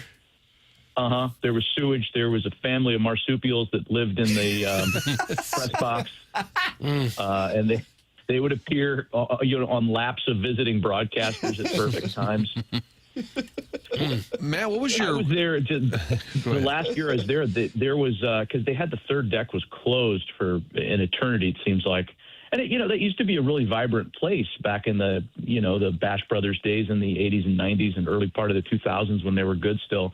But the third deck was closed for a year. And the last season of the ballpark, a couple years ago, I was there with the Angels, and I did my own little personal recollections tour, and I walked the third deck, and there was dried up dog poop up there that had to have been 3-4 years old from the last time they had a, quote, bark in the park event. Like, come on, we can't even have somebody cleaning up the poop. This is bad. Matt, the texture, is he taking questions? Would you ask him the process of doing voice work for video games? He was the voice of my childhood. I was just about to ask that question. In papers your age, What was soundtrack of my childhood for a long time. Yeah, those were fun fun days, and they told me I had been there too long, so it was time for a change, which, who could argue? But you'd sit there, and the only hard part about it was kind of the repetitive nature of it. How many times can you say, and that'll bring up Mike Matheny? Like, you just can't. There's only so many inflections you're capable of. And every once in a while, the people that make that game are very good. They would stitch together something to where when the user activated it, it would fire off of the schedule they had intended. So the example I'll give you is, remember the outfielder named Bobby Kelty, Red Sox, A's, left-handed hitting outfielder? He had red hair. So occasionally they would write something which was personalized to the player. And in his case, it was, and that'll bring up the red-headed Bobby Kelty, right? It's supposed to trigger once every 30 to 50 times Bobby Kelty is activated in the game. Instead, there was a glitch, and every time Bobby Kelty did something, it was the red-headed Bobby Kelty. Here's the 2-0 to the red-headed Bobby Kelty. The red-headed Bobby Kelty swings, and there's a drive, and it was comical, right? So I, occupying a small place in baseball, thought, when I see him at the ballpark, and I was doing the Brewers at the time, I'm going to apologize to him for this. So I did. He came into Milwaukee, and I pulled him aside. Hey, Bobby, my name's Matt. I voiced the video game. Hey, I'll tell you, it's weird. This thing happens. And he looked at me like I had 6 heads. He had no idea what I was talking about. Didn't care. And I was like, well, I probably didn't need to even bring it to his attention, but just left it alone. Those were left it alone, right? Those are fun days, though. And now he's furious. I was curious in your Brewer days. I think that was your first MLB gig, correct? Yes. What was Euchre like early? I mean, is he like, hey, the new guy? I mean, or what was your interaction with Euchre like? Because he was on the radio side and I was on the TV side. We were never on the air together, ever, not even once, and I was there for 7 years. But let me tell you, when Bob wanted to open up and tell you a story, it was the funniest story that you've ever heard. And even his pedestrian moments, something that he wouldn't consider funny was funny just because it came from him. I remember being in Chicago, White Sox series. Bob was always the first guy out of the bus. Always had the sunglasses on, dressed impeccably. And everybody followed Bob to go to the clubhouse. And as we were walking through the tunnel, there was a vendor, a kid, who had his basket of tchotchkes or whatever he was vending kind of strewn off to the side. He was sitting on the floor. He was smoking a cigarette. And Uke walked past the guy. And the guy looks up and goes, whoa, it's Mr. Baseball. And Bob looked down at him, paused, and said in that inimitable style of his, doing a great job, pal. And then just kept walking. It wasn't overly funny, but he was so good at the subtle jab. He was fun to spend time around. Matt Vasgersian, the surprise guest. Tim, we're kind of the voice of MLB Network. I mean, Amsinger comes on here, Costas comes on here. Tell Harold Reynolds to stop ducking us. I mean, it's obvious that he's next. Harold will come on, and he will. If there's a sweatshirt or a pullover in it for him, he'll do whatever you ask. Oh, wow. Nice. We can get him that. Get him some gear. To sort of clarify the last time, Matt has a list out of his favorite Cardinal. By the way, I appreciate the Joaquin Andahar as a personal favorite of mine. So, Doug, if it's a list of favorites, I would, and Ray King. Ray King was wildly a nice entertaining. Loved Ray King. Burger King, we called him, not to his face, of course, but we loved Ray King. Matt, hey, thanks so much for playing ball and hopping on the show. Unless the Deus has any more questions. No, I do. I'm sorry. Oh, no, absolutely. I'm curious. It's. I mean, you've been calling games for a long time, being a part of the MLB Network, been a friend of the show over the years, and when we've talked to you in the past, usually the Cardinals, Matt, are either in the mix for the playoffs or one of the best teams in the game, and here locally over the last few years, this is a big change from what St. Louis area fans are used to. Now, Doug Vaughn, who is on the dais with Martin and myself, is having a tough time coming to terms with the fact that the Cardinals are in this full-on rebuild mode. I'm at peace with it because I feel like it's kind of necessary at this point, but I'm curious, in the MLB Network studios, yourself, somebody who's called plenty of games at Busch Stadium, and then the guys you work with, what your impression is of what the Cardinals are doing in the state of the franchise. I think there's a lot of confusion among us, and you guys are there close to it, of course, but we're all a little confused. Like, it is truly a teardown at this point, because once they finally found the right buyer for Nolan Arenado, it was pretty clear. A lot of people here, myself included, felt like some of that could have already happened. They would have been deeper into the rebuild timeline had they made some of those moves earlier. So it is uncharted territory. I don't remember a time, certainly in the MLB Network era, and this place came around in 2009, when the Cardinals were not considered a threat to win the division title. And they haven't been for the past couple of years, and they're not this year. Sure, who knows? They could surprise. But boy, when you bring in a guy who's done a teardown in Chaim Bloom before, it's pretty clear that those are the marching orders this year. And it's weird. It's weird to not have the Cardinals be relevant or good. Look at the national TV schedule, and it tells you all you need to know about what people think of teams around the league. Yeah. You know, the Pirates make some appearances because of Skeens, but you don't see a lot of Rockies games or White Sox games. And not that the Cardinals are in that territory. They never will be, but it's not what it was in years past. Yeah, I just can't get excited about trading away your top players, even though they're 30, late 30-something, not what they were, and paying most of their salary, and not getting much in return for it. I just don't know how that helps you much. No, that's a good point. I mean, the fact that they're buying down a lot of the nickel on Arenado to play somewhere else, and by the way, probably play pretty well. I think he's got something to prove now. That's discouraging for fans. I get it. I've been that fan before for most of my life, as a matter of fact, so I get what Cardinals fans are feeling. Matt Vasgersian with us here on the program, giving us his perspective. And, Doug, now we have a better understanding of the list that, as we've determined, was rage bait. And now you get to use Jackson's term today, Matt, engagement farming. You and Harold, the victims of engagement farming, your pawns in the game. And hopefully this will lead to some kind of bonus and or settlement with your representation in MLB Network. We'd be happy to represent you. I've written it down. I'm sitting next to Harold right now, and we are leading with engagement farming today. Jackson, you're making your debut on MLB Network. Hell yeah. Yeah. Matt, appreciate the time, man. Always great to talk with you. Thank you so much. Good talking to you guys. See ya. Thanks, Matt. That's Matt Vasgersian with us on the Collier and Thompson phone lines. Tip of the cap to Martin and Jackson. I guessed the guest, and they didn't give off any tell. I mean, these guys are tough to play against. Very tough to play against. They didn't give it away right up until the time Martin said his name. That's right. That's right.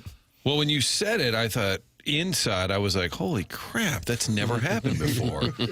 And I know it was a topic yesterday, but I was like, we got to get him on. Once it was determined that we were wrong and we're idiots, so the text exchange with him had to kind of explain this a little bit and had to kind of own it a little bit. Yeah. And he likes to play ball, as you can tell. Absolutely. I mean, even early on, I think he was one of the first we know Joe Buck, and he does that kind of sarcastic, has fun with games. Vasgersian was doing that a long time ago. I was looking at his Wikipedia. I didn't know he would call poker events, World Series of Poker events, and that's you got to be a real broadcaster to be able to kind of make that exciting, yeah. Right, make it entertaining. Was that Norman Chad, Doug, who was the color analyst with Juan McKernan? Yeah, on the video game, that's what it always was. You played PlayStation World Series of Poker? Xbox 360. Wow, that's incel season. I was 9 years old playing no limit on my Xbox, grinding, folding for 4 hours, playing video games. Xbox hot as a oven. Movie boy, did you know that Matt Vasgersian was in a film with Robert Redford? Was he really? Wow. Natural? The Candidate? Redford. He was in The Candidate? Yeah. Uh-oh. Wow. Good or bad? Good. Candidate's great. Good.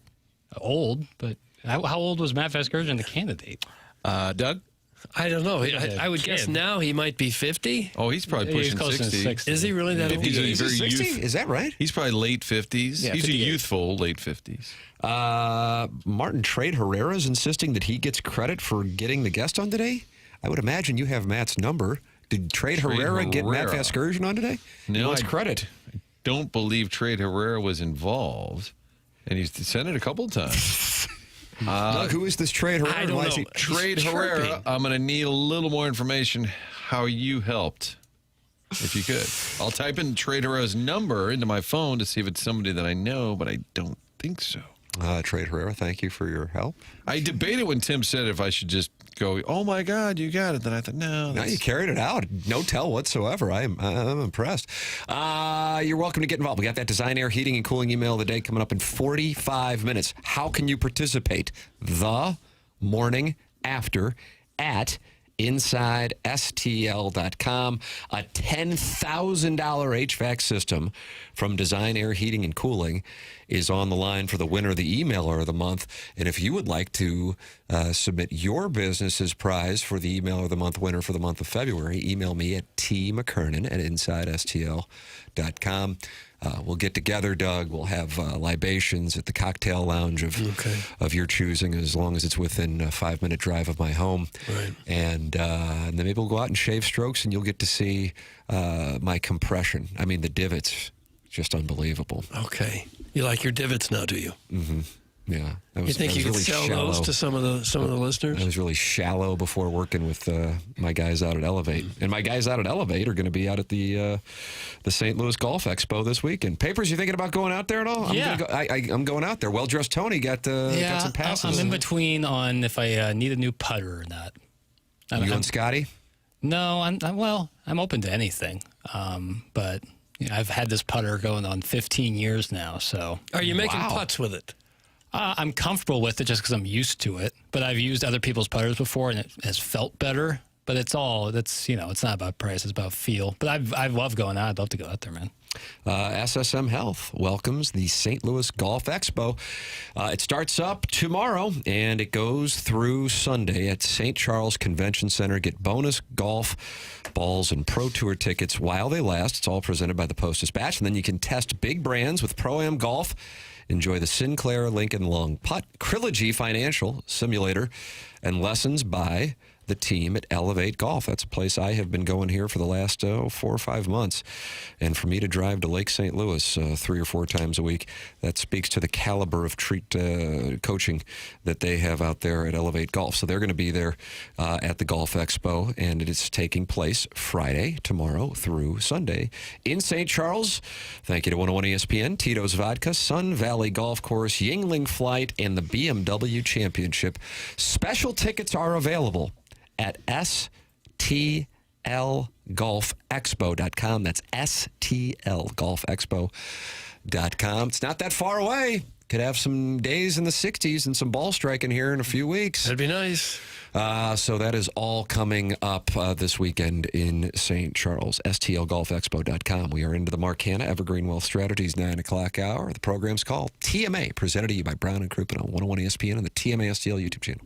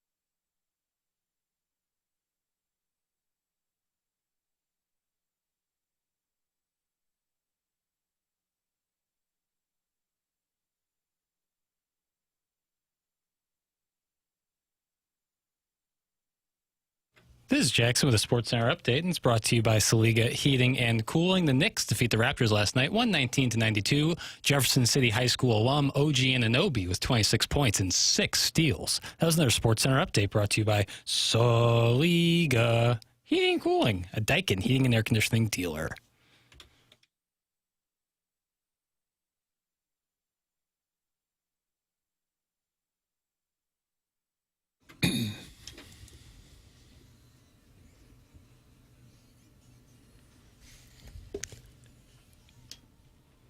I can picture the music video. I'm sure you can too, Doug, but I can't picture it. Soleil? John A.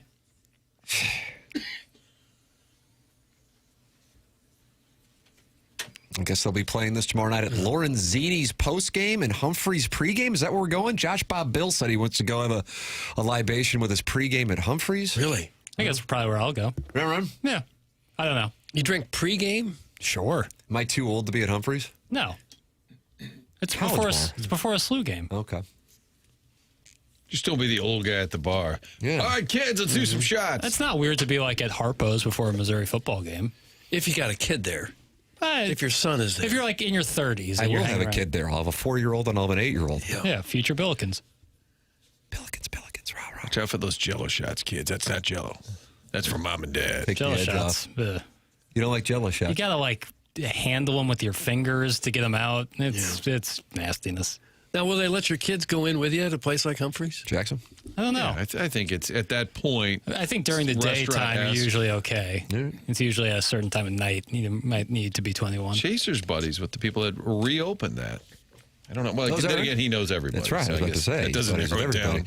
The program is called TMA. I got a text. Martin, you know a guy by the name of Justin Steer. I feel like for some reason you might know him. Might have been an advertiser. Back in the day, was it the Sprint guy or Verizon? Okay, so yeah. He texted me during the commercial break and sent me a screenshot for tickets for tomorrow night's Dayton Flyers at St. Louis University Billikens on the prices. The cheapest ticket to get into the building now, according to what he has sent me, is $133. Oh, really? And it is sold out, of course. And then there are tickets down in, I mean, this is unbelievable, down in section 103, which is where I think Doug and Jackson are seated. Of course. They are $1,100. Oh, my. Doug's not going. I'm television's Doug Vaughn. Would you like my seats? Is it bad form to scalp seats that were given to you? There is not a ticket available in the section where me and my family be sitting. But I think that's because of the security detail. I know we take up about 50. Yeah. SLU announced a sellout. The velvet ropes knock off a row at least. Yeah, the phone books to sit on. So, yeah, this is a ticket. This is a hot ticket, Jack. I'm very happy for them. I am too. Because they got this great building and they've got a program that's up and coming and getting some national attention now. It's about time. It's about time St. Louis went nuts over Billiken hoops. Billikens? Rah, rah, rah. Billikens, shish, boom, bow. Nice. Guys, Humphreys gets packed pregame. Yeah, but they'll clear the room out when Tim walks in. I would That's how it works. assume. I would hope. You're welcome to text in 314-399-9646. You're also welcome to call in the Callier and Thompson phone lines 314-974-0101. It won't flush is in the Michelob Ultra YouTube chat, Doug? No. Along with 277 friends. Isn't that like the worst sentence you ever hear at home? It won't flush. Oh. Probably worse if it's not at your home. And he says, I saw that the cheapest ticket for the Dayton game is $20 more expensive than season tickets for the entire year are. How about that? Really? That's from It Won't Flush, Doug.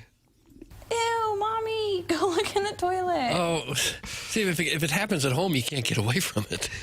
If that happens somewhere at work or something, you just walk away and it's somebody else's problem.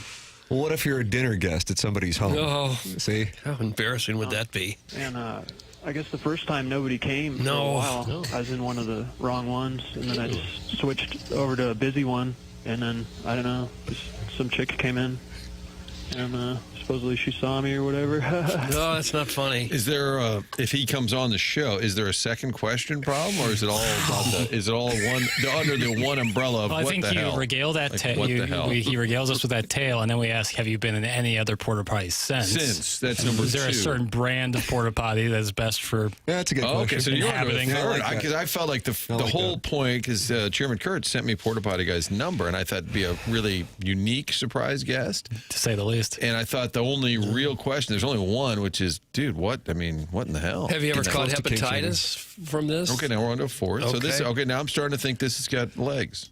Yeah, things are starting to happen now with the porta potty guy being a surprised guest on the program. You're welcome to talk it over in that TMA YouTube chat. That's brought to you by Michelob Ultra.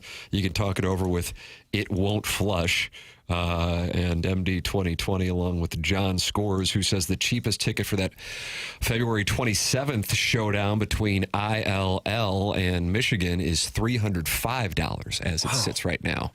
That in Champaign, Illinois, Doug, February 27th. The only bad thing about those prices, I'm sure it cancels out a lot of college kids who go to school there that would like to go. Student tickets, they all have the student ticket, I assume. But if you didn't buy a student ticket... Well, then you're really not that into it, I assume. But I'm sure a lot of them don't buy season tickets.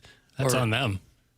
If you want no empathy at all for the casual fan who's on the bandwagon now. If you were a student and you really wanted to go to the games, you buy the student ticket package. It's not like crazy expensive. It's what you did at Mizzou. I assume the same thing happens in Illinois. If you're a hardcore fan going in, but if you're not, if you're a student there and you say, "Hey, this team is really good. I'm getting excited. I'd like to go to a game." Well, now it's $300. Well, you're Johnny come lately. You had the opportunity to sign up for the season tickets at the time. Well, I still feel badly for them. But if you're a student, you'd only want to sit in the student section. That's where all the energy is, where the vibes are, and you can only sit there if you have a student ticket pass. Oh, yeah. Okay, clearly they don't all do it. Not many do it anyway. Here's what you do tomorrow night. You get yourself one of those blue and white polo, kind of a rugby-style shirt, and then just go to the Goodwill and pick up a secondhand trombone. And you just walk in. Not a bad. And then you just kind of blend in. Yeah, hey, I'm Herman. Yeah, I was class of 74. I was in the band, and they've asked me to come back tonight for the big night. Oh, come on in, Herman. You just pretend you're in the band. What if they ask you to play some scales? Well, fake it till you make it. Yeah. See, I like to wait till game time. Maybe the trombone would cost more than the ticket. Well, that could be. Guys, Josh Schertz is a beacon of light in a forest of St. Louis sports darkness. That's from your mom's lesbian lover. Yeah, I would second that notion at the moment. Hopefully it won't stay like this long, that he'll be one of many beacons. Nice. But right now he is the beacon. I'll be working to get credentialed for that Dayton game. I hear the Colts might be Avila as the heir apparent to Anthony Richards' sibling or something. That's what I'll tell my guy Cundy, at least. Thanks, and hashtag free perk. That's from Brian Henson, who I guess is covering. It's a professional writer. Penned that. Hello, la, la, la. F the bandwagon fans. They didn't struggle through those dark days. Grow up, Doug. That's from Maxwell Hung. No, you don't say F the bandwagon fan. That's how you build a fan base. You put together good teams, more people get excited. You don't turn them away. You're getting owned right now. The Mizzou season ticket for the students is trash. You can buy the season tickets, but you're not guaranteed a ticket for the game.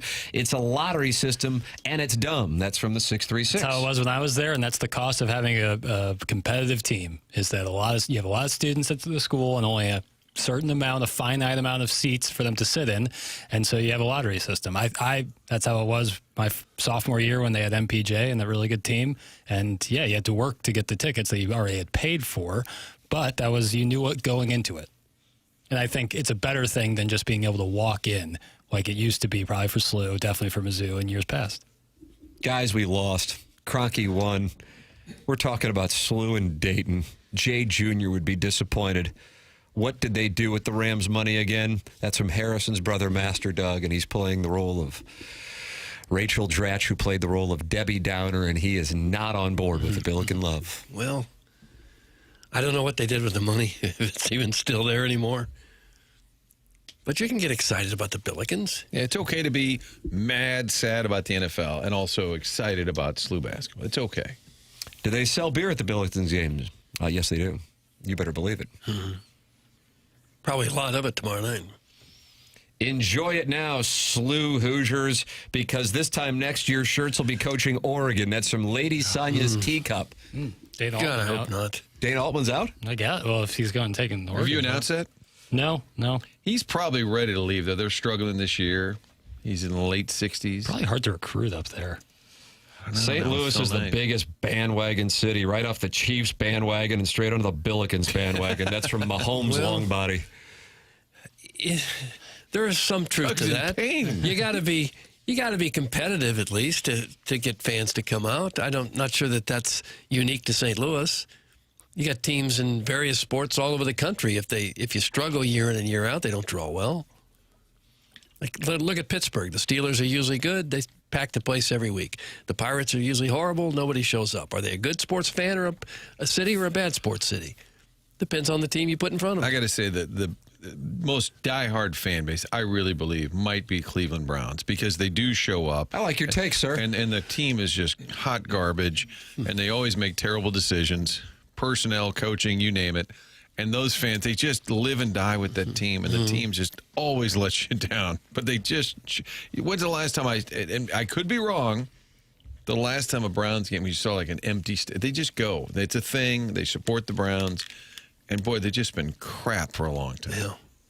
And I suppose it's also easier to show up all the time when you only got 9 or 10 games a year. Right. And most teams, almost all teams, still have a shot at least halfway through the season. But baseball, you can get buried in May and still be looking at 4 more months of the season. Guys, the Billikens are a St. Louis team. I don't understand why people are hating so much. That's from It's Your Boy Fuzz. I don't either. Slew Hoosier equals doctor, ? That's from the salty bald dad from Caseyville. Doug, I'm going to read it again. Slew Hoosier equals doctor, ? See, you're calling I don't know what that means. SLU alums Hoosiers. They're saying that's probably a little bit of a stretch since many of them are probably... Okay. I guess they could be doctors. And that was from Lady Sonia's Teacup, who said Josh Schertz is going to be coaching in Eugene, Oregon this time next year. Am I right on that, Doug? Am I following the breadcrumbs? I hope it's completely wrong. James Carlton is a longtime TMA sponsor, and he's going to provide you great customer service. And I'm talking to you, Jackson Burkett, because you just switched to James Carlton, just like Jamie Rivers did, just like Brandon Kiley did, just like I did 7 years ago. And it has been wonderful to have the peace of mind to know that if I am in need of reaching out to my insurance agent / agency, that I know it is going to be taken care of. Quick response and an answer that satisfies the question quickly. What else can you ask for? It really is something else when you know you're working with a quality person, a quality business, especially for something as important as insurance. And in addition to that, he can save you money. And that's the biggest thing now. With automotive insurance, James has been doing this for 18 years. He says the decrease in auto rates is the biggest he has seen in his 18-year career. So why not make a phone call that'll take you about 2 minutes, and it could save you thousands of dollars. 314-961-4800. That's 314-961-4800. Or go online at carltoninsurance.net. 23 minutes away from the Design Air Heating and Cooling email of the day. Down the stretch they come. We have today and tomorrow left in the month of January, and that means if Buck Swope were to win today and Alan Dadeville doesn't win tomorrow, Buck Swope wins a $10,000 HVAC system tomorrow at $10,50. And the vice versa is true. But if neither one wins and they finish tied at 3, Doug, we have a $10,000 email of the day on Monday. It's a lot of pressure. Unbelievable. That's what's going on here. The morning after at InsideSTL.com. SLU's one step above high school basketball. That's from Rusty Shackelford. What a terrible blocking! Rusty Shackelford's got to go? Yes. Are you suspending him? I'm going to suspend him. I'm going to suspend him for the take. Where's my pen? Who got my ink pen? Here it is. All right. What'd you say his name was again? Rusty Shackelford. Rusty Shackelford, you have been suspended a period of 2 days' time. I don't imagine it feels very good. It's not supposed to feel very good. It's supposed to be punitive in nature, and your name is going into the Appliance Discounters suspension logule. Guys, your texters hate SLU because they went to Flow Valley or similar quote-unquote educational venues because they didn't have the grades to be accepted to St. Louis University. War Billikens. Suck it up, losers. That's from the Veiled Prophet. Huh. And if we were smart, which we weren't. No. SLU's pretty hard to get into. Harder than Mizzou. Jackson, you seem like you're I would. I think sheer numbers, a public state school and a private, school are going to be hard to get into for sure. Yeah. SLU's like 40, 45 grand a year, isn't it? Yeah, and they have good influx of international students at SLU. Yeah. Not to say that Mizzou doesn't have international students, but more so per capita. Do you guys need a chauffeur from Humphreys so you don't need to walk to the arena? It's definitely going to be a security issue for Tim. That's from the Heiser House Hooligan. I think that would be nice. How long is that walk? Because when I'm wearing my good lifts, it's like wearing stilettos. About a mile exactly? Yeah, it's a good 15, 20-minute walk. But the real question is, do you wear your winter coat to the game? Because then if you're traveling around, you got to carry it around. It's going to be 2 degrees tomorrow night. Is it really? I'm surprised to hear you ask that question. It's going to be 2 degrees. And what's the alternative to not wear the coat? Well, bundle up wear like a long sleeve and then a hoodie. Something that you can keep on. I don't know. It's always a tough call. Bringing the winter coat to the bar is always like a tough thing. Yeah. Most of the time you can leave the coat in the car and scurry into the bar and not have to deal with it. Right. But if you're Ubering, being responsible, then it's also tough. Take the shuttle from Humphreys to the game, boys. It's the best ride in town. That's from the 314. Huh. Okay. And Illinois is the hardest of all in this area to get into. That's from Lisa, and she's a gem. Jackson's nodding. Really hard to get into Illinois. All right. Yeah, it's a good tip of the cap to Mark Milton then, Doug, huh? Yeah. Really good business school. Really good. I only had a handful of people. Yeah, but how's their journalism school? Lackluster at best. Hey. Lackluster at best. Pondoff, how'd you get in? Nice. Ooh, yeah, I don't know. SLU is giving away thousands of dollars in scholarships because nobody's going there, and Billiken basketball is going to change that. That's from that name. What do you mean no one's going there? They don't seem to have any problem with enrollment, do they? I don't think so. It's the smaller colleges, not only here but around the country, that are struggling. Right. The Websters and the Fontbonnes of the world. It seems like kids today either want the big college experience, or they go the junior college route, save the cash. But the schools in the middle seem to be struggling a little bit. Guys, Vianney is the toughest school to get into. Half Lion, half Eagle. Thanks, Dogtown Astrovan, Vianney. Yeah. WashU, I imagine, is pretty tough to get into. Extremely. That's what the amateur proctologist says. I imagine WashU's harder to get into than Illinois. Oh, yeah. Illinois has an acceptance rate of 42.4%, whereas SLU has a 75% acceptance rate. What about Missouri? Missouri's acceptance rate, that's a good question, Martin. It's a really good question. 78.5%. Now, what about WashU? WashU. You're not even allowed to ask. St. Louis, not Seattle. Thank you. Washington University in St. Louis has an acceptance rate of 12.1%, and an undergrad tuition and fees of $62,982 US dollars. Why don't we do that? Huh? I think that's come down. I remember when it was 70 something. Yeah. Who cares about SLU? You guys only care because SLU is paying you guys. Deny it if it's not true. Doug, that's from Gateway Dreamfields. I'll deny it. You want some? Punch him. I like the allegation that we are receiving money, Martin. They're also some swag. Did we get shirt, jersey? You got a jersey. Jackson's got a... Now I feel bad. bad. But what about the brick of cash that you received? Waiting on that. I think it's in transit. But open to the idea. Sure. Absolutely. Yeah, McDonald's bag. That'd be great. McDonald's bag. Fontbonne's closed, Doug. Some Tiger Horse and That's Woods. what I mean. Yeah, they shut down because they had so much problem attracting students. WashU bought that. Guys, KU's acceptance rate is like 90%. That's from Cream. Oh, let's find out. All this look that up. Kansas University, public university, that is a 93.5% acceptance rate. Is that right? And it shows. I believe that Kansas and Kansas State, if you are a high school graduate in the state of Kansas, I believe you're in. I believe that qualifies you at those schools. Kansas State, 81.7% for Little Apple. Little Apple. Middle of nowhere. Yeah. Never been. Anybody been Manhattan? I bet you've been, Doug. No, I've not been to I've only driven past. Oh, really? Have you driving to Denver or something? Yeah, going to my dad's in the back of the day. It's really? Because all of a sudden, like, oh my God, that's where K-State is? Boy, let me tell you something. That drive to Wichita last year for that Missouri-Drake game. Yeah. They'll put some hair in your chest. Oh, my God. When I got past Kansas City and saw I still had like 200-something miles, I stared into the abyss, brother. Yeah, if you got out of your car and started spinning around, you would lose you'd lose your connection to reality because it's all the same. It's literally all this. You're just in the middle of absolutely nowhere. A lot of wheat.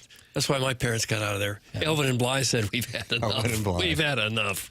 But keep going up ahead. It'll be the home to the BTK Killer if you want to stop off. Hey, mouth breather. Harvard has scholarships as well. Have fun trying to get that square block into the round hole. That's from the Veiled Prophet. Not sure what that meant. They didn't appreciate the shot at SLU, I believe. Got it. I think. Let's see. We got the Design Air Heating and Cooling email today coming up in 15 minutes on the program. The program's called The Morning After. It's presented to you by Brown and Crouppen on 101 ESPN.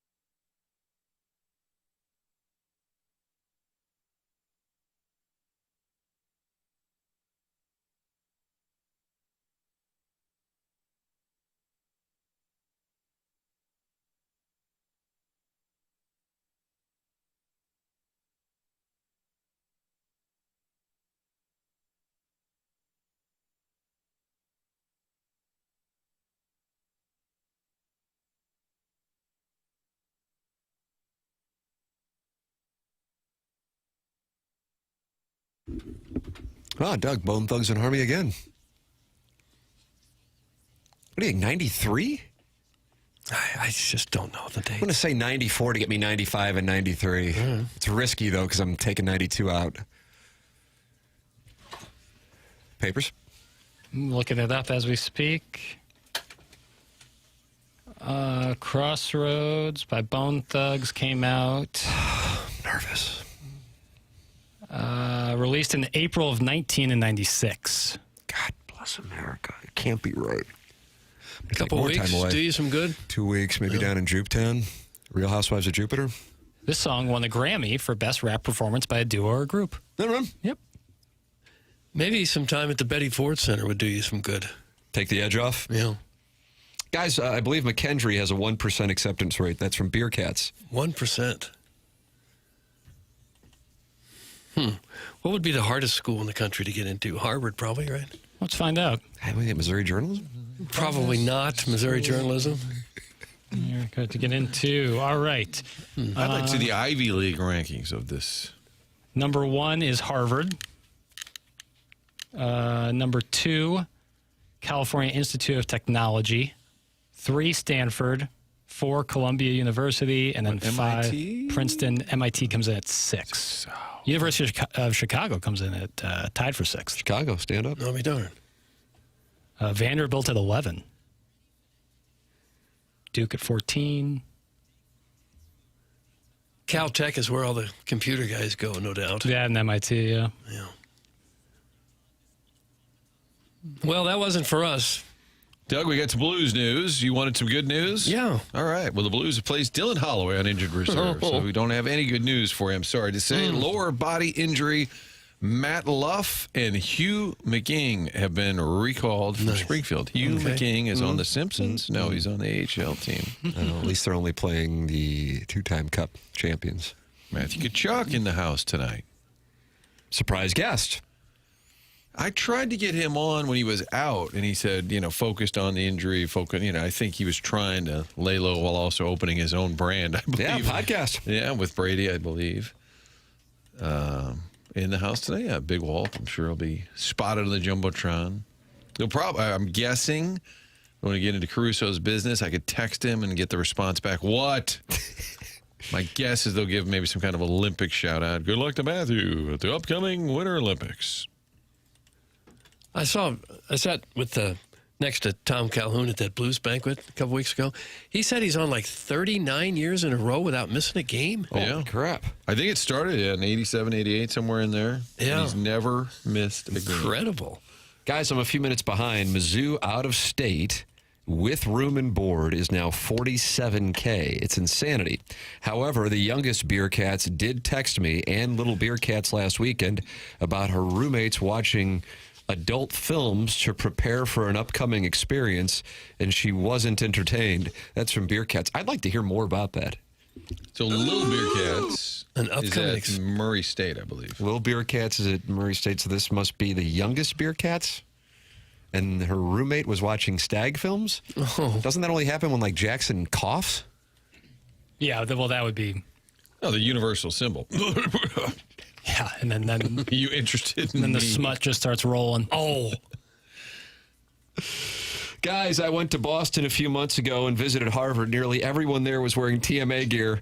Yeah, just goes to show the sophisticated minds that listen to this show. Thanks. That's from Philip Seymour Doffman. Okay. TMA is forever emblazoned on the pesky pole. Really? Oh, you put it on there? Yeah, when I went there, Nice. you could sign the poll, and I signed it You TMA. wrote with a Sharpie? Yep. The Banty Rooster. I got it. If you're watching on YouTube, look at the Banty Rooster. I got this from Polos Plus, Doug Banty Rooster. I see It's it. a handsome crew neck. It is a handsome crew neck. It really is. And it's Nike. And Eric in the Central West End says Nike sucks, though. Oh, is that right? Well, he is he's the arbiter of what sucks and doesn't. Guys, what was attendance like in the mid-'80s for Cardinal football games? Thanks to Jake and Kirkwood. Doug, I probably went to 3 or 4. I would imagine you went to a hell of a lot of them. I did. Mark, And you probably went to them. The attendance got very, very weak.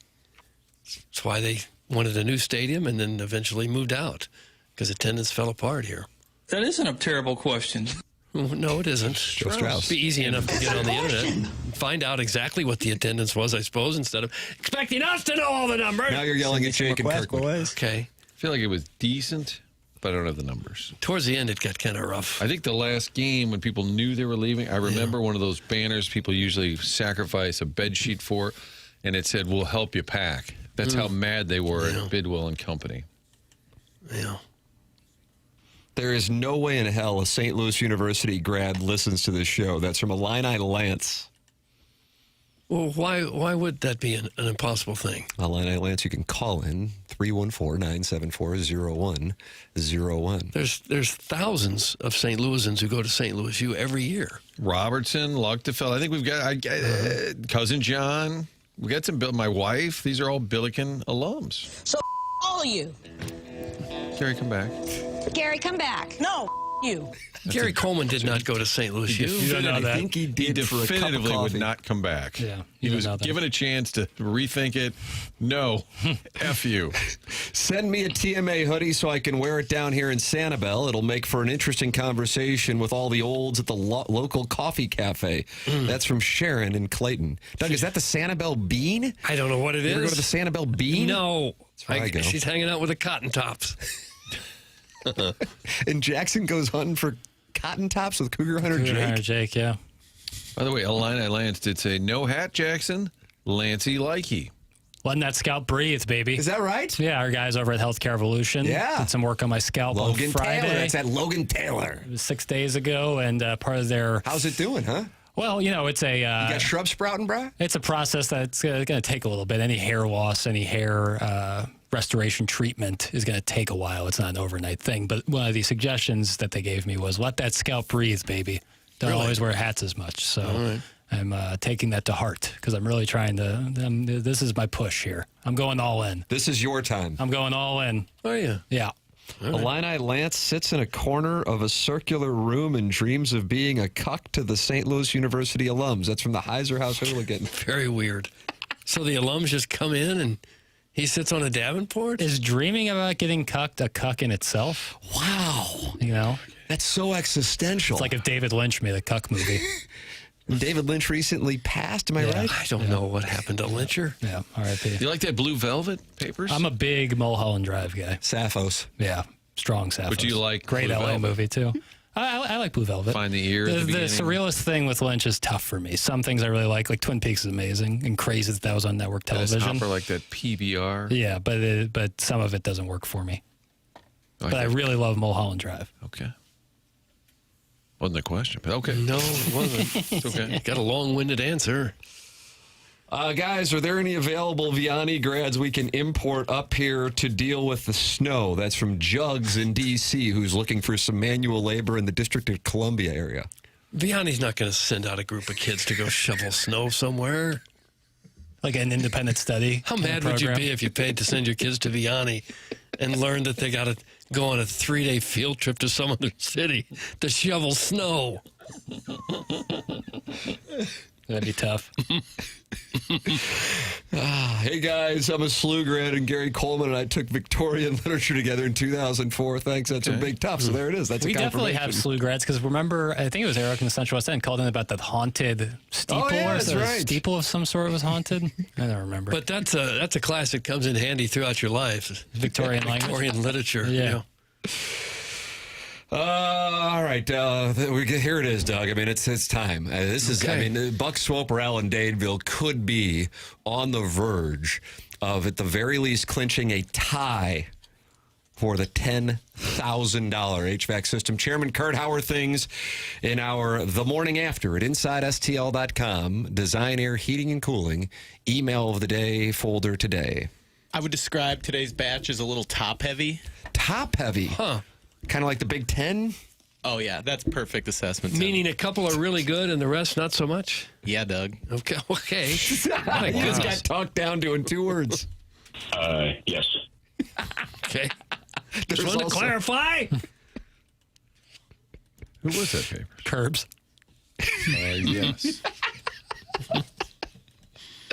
Let's see. If you want to hear us get talked down to, go back and podcast the program. The podcast sponsored by Schaefer Door Company. That's Jason Gosrow and Schaefer Door Company. When the temperatures are cold, that's when garage doors break, and that's where Schaefer Door can save the day. Go to SchaeferDoor.com at SCHAEFER door.com. Call or text 636-782-3608. They service all kinds of garage doors for service and new installs with LiftMaster. LiftMaster is garage door openers, and they are strong, quiet, and versatile. They have Monday morning standby service for the doors that break over the weekend. So if that happens over this weekend, just go to SchaeferDoor.com. They will be out there first thing Monday morning. Doug, I got a high of 18 tomorrow and a low of 6, and I got a high of 20. And Jackson wants to know if you should wear a winter coat tomorrow. I don't like to travel with it as much, but I probably still too cold. Low of 4 on Saturday and Sunday.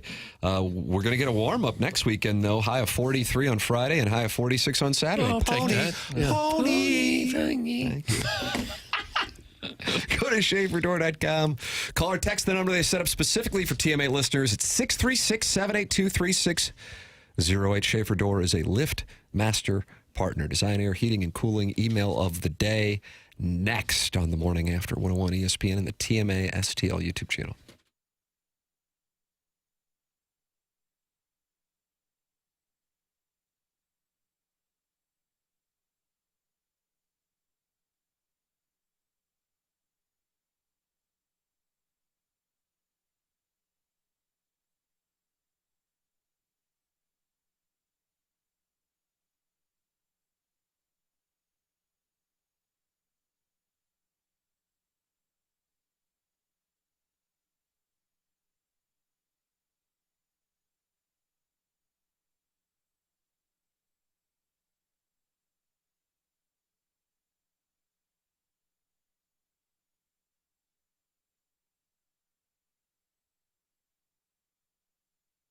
Hey, this is Tim McKernan. You know what the saying is? New year, new you. Well, how about new year, new home upgrade? If you've been thinking about replacing your windows or you've just had enough of those cold drafts sneaking into your house every winter, now is the perfect time to finally take care of it. Universal Windows Direct has a January offer that's all about starting strong and saving big. Right now, when you buy 4 windows, you get 4 free. That's one of the biggest offers they've ever done. And with a 0% interest financing for 60 months, you can spread out your payments over 5 years, same as cash, without a penny of interest. But wait, it gets even better. You'll get $1,000 off your entire project, plus a little something to look forward to, a vacation voucher through Destination Motivation with every purchase. That's right. You'll go from winter chills to a warm getaway on Universal Windows Direct. So, if you're ready to start the new year by finally checking this off your list, call 314-334-2522 or visit universalwindowsdirect.com to schedule your free estimate. Buy 4, get 4 free, 60 months interest-free, $1,000 off, and a warm vacation to look forward to. And like me, you'll be saying, I love my windows.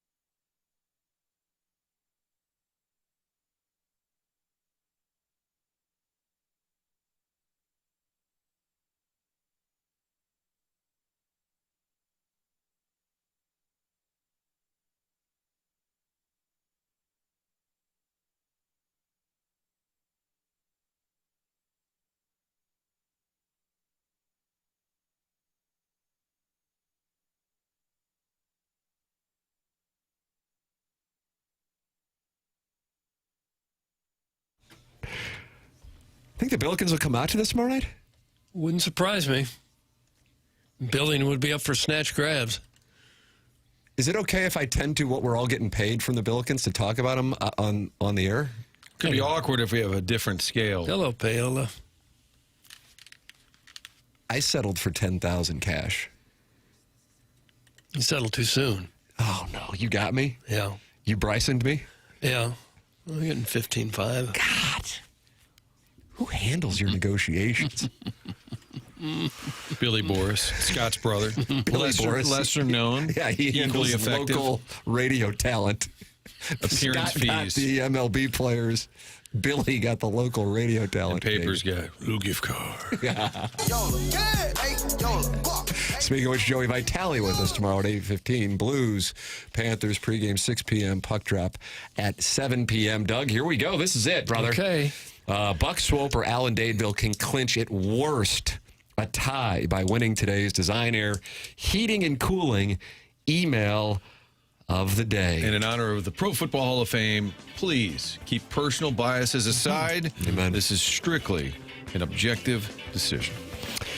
Tim, Martin, Doug, and Jackie.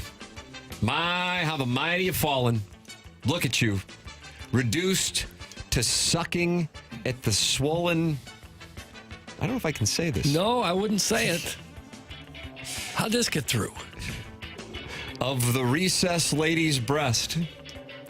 We see through your charade. The fix was in come late December. Sealed in a clandestine handshake with Mr. Buck Swope to hand him a $10,000 gift. This is mutiny. Your coddling of the elite texters over your working class brethren is too much, and we will not stand for it. We are the meat. We are the potatoes. We submit moderately intelligent, numerous, and vaguely poignant emails. We reference pop culture, sports, STDs, fat shaming, the disdain for the Irish, Ricky Bobby, JFK conspiracy theories, future Marvel projects, Subway sandwich topping ratings. Yet your filters persist in casting us aside for your golden calf, Buck Jerome Swope. Oh, the shame. I've shed my tears and I've said my piece. Enjoy your lower heating bill, King Swope. That's from Bro Fallon. Bitter, but better. Bro Fallon. Bitter, but better. I have no shot to win, but this isn't why I'm emailing in. I have to shed light on what's happening in this competition. I've been doing my own investigative journaling, and I smell a rat in the TMA studios. I have proof that Alan Dadeville, Buck Swope, and Uncle from Across the Couch are all, in fact, aliases for none other than your own Doug Vaughn. This isn't a one-man operation, though. Other players involved include the Illuminati, Fidel Castro, and no surprise here, Nevin Shapiro. This may be shocking and alleged for now, but I couldn't hold the secret in any longer with the prize being so close to being awarded to a fraud. The complete case files will be shared tomorrow on my podcast, The Tin Man and Pablo Torres Found Out. That's from The Tin Man. The Tin Man. Hey, guys, Jackson doesn't have to say it, but I think he could eventually have a future in public speaking, actually inspiring others. Look at him. He went from taking movie tickets to working a dead-end sports radio job in a dying city whose sports teams are absolutely crumbling, about as pathetic as any era in their history, and yet here you are. If he can make it through this, he can inspire millions across the country, not just to survive, but to thrive. Respectfully, that's from the Hunchback of Vaughn Castle. Hunchback of Vaughn Castle. Misconnections, South County. Your tribal tattoo and spoiler on your Honda Accord stopped me dead in my tracks. The Raise Hell, Praise Dale bumper sticker on the Accord also represents the true identity and duality of man. Boy, you got some range. The tattoo screams you bought a discount-branded pellet smoker, and you're not afraid to throw some Walmart brisket in it and post pictures of the final product that looks worse than the famous Lincoln Riley brisket pic. I'd love to hear about how you view a night out at Texas Roadhouse the same way I view a reservation at Wright's Tavern, and how your attire gives off a real Duluth trading exclusive vibe. Color me intrigued. You see, I didn't grow up in Petticoat Junction, and I married into North County culture, which is nothing more than relocating to the Wentzville territories in your 30s and talking about how you used to swim in a notably poisoned creek. Meet me at Joe's Stone Crab Herculaneum at 7 p.m. tonight. I'll be in the corner booth re-listening to some segments from the cyborg era of TMA, where for 6 months, Iggy and Pete sounded like they were broadcasting from the south side of the moon. Oh. And we all just accepted it until a made-up guy named Gino allegedly flipped a switch and put an end to the nonsense. Shout out Board Op Lucas. Missed that guy. That's from Al in Dadeville. Al in Dadeville. Tonight, I will be at the Illinois game versus Washington, cheering on the number 9 team in the country. Jackson, if you want, I'll drive and you can go. I'll even buy some Illini merch. You just have to be okay with drinking and driving and smoking the Benjamin Danklin. We will also be listening to Kid Cudi and all the hits from 2018. Maybe even turn on Movie Boy and do a breakdown of you breaking down movies. We will become best friends, and I'll convince you that the movie Troy with Brad Pitt is in fact a top 5 Brad Pitt movie. While I'm still mad that you didn't have on your top Pitt movies, but you can totally redeem yourself tonight. ILLINI. That's from Illini Lance. Illini Lance. Why do I do it? Why do I read my old grade school yearbook signature page? Let's hang out. Not Mikey. Adios, Puerco Rostro. Exchange student Carlos. Your dog is ugly, Ricky. Your axillary smell, Nurse Candace. Remember, God loves all his children except you, Sister Margaret Jeanette. Doug, that's from Midge. Well, odd. Midge. I can only dream of being in the presence of Tim tomorrow night. Oh, Lord. Being a fat from Jeffco and a truck driver, deliveries have to be made. The one thing I hope that happens tomorrow night is that there isn't the fattest pog sitting right next to him. Plus, the person sitting behind him throws his leg up on Doug's shoulder and says, "Look at these cankles, would you? Would you like a massage?" That's from Martin's Sweater Vest. Martin's Sweater Vest. Doug, a girl just emailed in. Sharon D? Yeah. It's the guy. Doug once advised me to talk my daughter out of majoring in journalism because it's a dying career. I tried. She didn't listen. She got the degree anyway. Stubborn woman. Apple doesn't fall far from the tree. Money well spent. She now works in a bank. Doug, well, you might have been right about that. You are wrong about me. I'm still waiting on an apology for being called the Walrus Man sewer worker. Fat from Granite City. None of those. And to the crybabies whining about the contest, suck it up. You miss 100% of the shots you don't take. You can't win if you don't play. Jackson, use your tongue on the Jell-O shots. Oh. Stacy will show you. Later, fellas, that's from the bandy little hen, Sharon. Not She sent in a picture. Rooster. I don't have the dexterity in my tongue to do all that. Clip that off. Sharon D. Gentlemen. Chubby. Not just a gentleman. A chubby gentleman. Doug, did you get a chance to see Jason Barrett's favorite TMA personalities? We all know Tim is the Stan Musial of TMA, but Tim was notably absent from Barrett's TMA list. Instead, he's got Charlie Marlowe running point. Hey, guys, stay woke. In the co-host slot, he's got the khaki smoke show named Doug, who can rescue any segment with a nice rant or by naively describing a situation where a man was heterosexual all his life, but this guy lured me, or oops, I guess I'm gay now. Yeah. And producer Barrett's got Willie Springer, who's most famous for a show when he showed up 2 hours late, we feared he was dead. Favorite TMA intern? You guessed it. It's Evil David Letterman, the 53-year-old who had a nice 2-day run back in 2014. That's the GOAT. For favorite TMA texter, he's got Arbor Day, who famously described this program as a, quote, no-kill moron shelter. Oh. And observed listener of the month has become the Nobel Prize for guys whose wives want them to talk to someone else. Favorite emailer? Plops here. Favorite caller? I would have gone Tucker or Bruce, but he's got Spready, the older Granite City gentleman who maintained he was not gay, but offered $1,000 for Iggy and Plowsy to kiss each other for 8 seconds with tongue. Hilariously, Iggy rejected the deal because he didn't want to take his mask off during the COVID-19 hysteria, but countered that he'd use his hand on the plowboy instead. No. Oh, what a tangle the web we weave. That's from Buck Swope, DBA, the recessed lady's breast. Buck Swope. I'm a good person, sure. I steal office supplies, but I do at least a 2.5-minute standing ovation when former Cardinals return to the stadium. I don't put together lists intended to make Doug lose his mind for engagement. I rarely troll people on social media, and when I do, I am just having fun.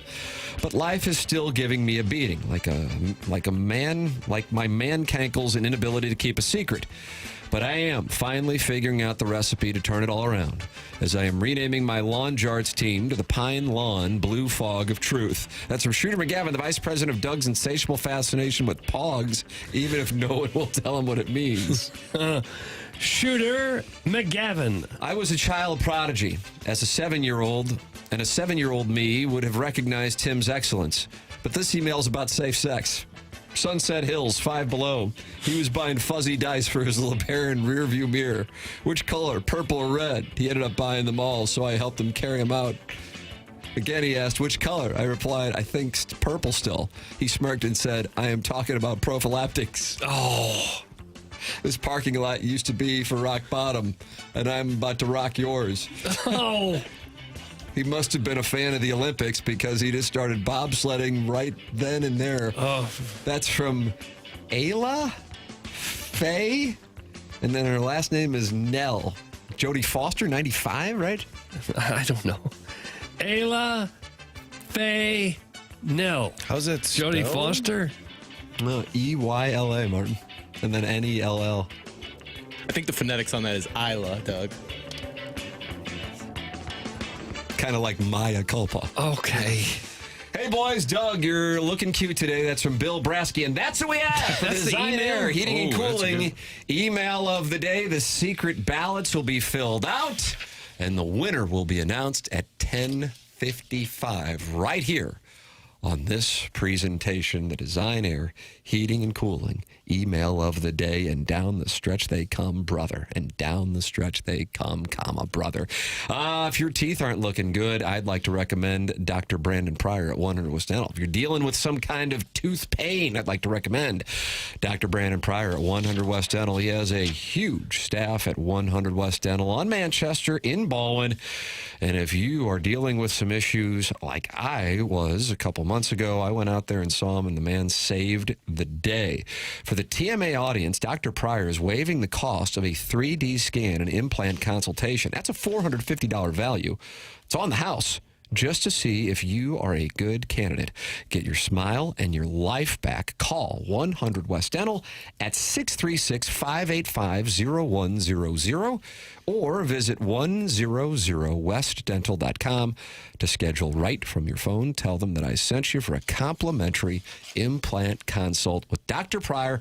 It's 100westdental.com. Most dentists charge you $500 just to find out what's wrong. Not Dr.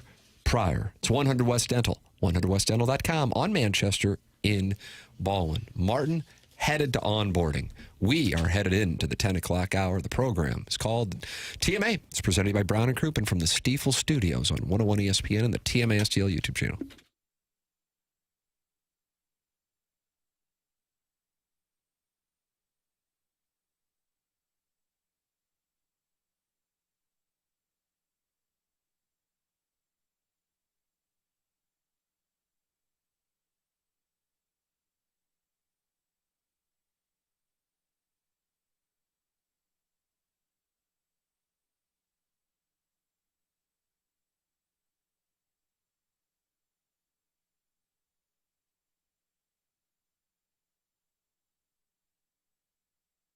It's the last call for football on FanDuel. One final Sunday, one last kickoff, the final chance to place your bets before the NFL season closes its tab. This is Super Bowl 60, and FanDuel is making sure you are in on it. If you're a new customer, bet $5 and get $200 in bonus bets if you win. So whether you're backing the favorite, riding with the underdog, or building one last same-game parlay, make it count, because after the Super Bowl, the season's over and football is officially done. Last call for football on FanDuel, an official sportsbook partner of Super Bowl 60. We've been making plays all week on this program, and as long as it's not me, they've been winners. Jackson, you got to play. Yeah, I love the Nets money line tonight against the Nuggets. Nets money line against the Nuggets. Plus 215. The Nuggets are banged up.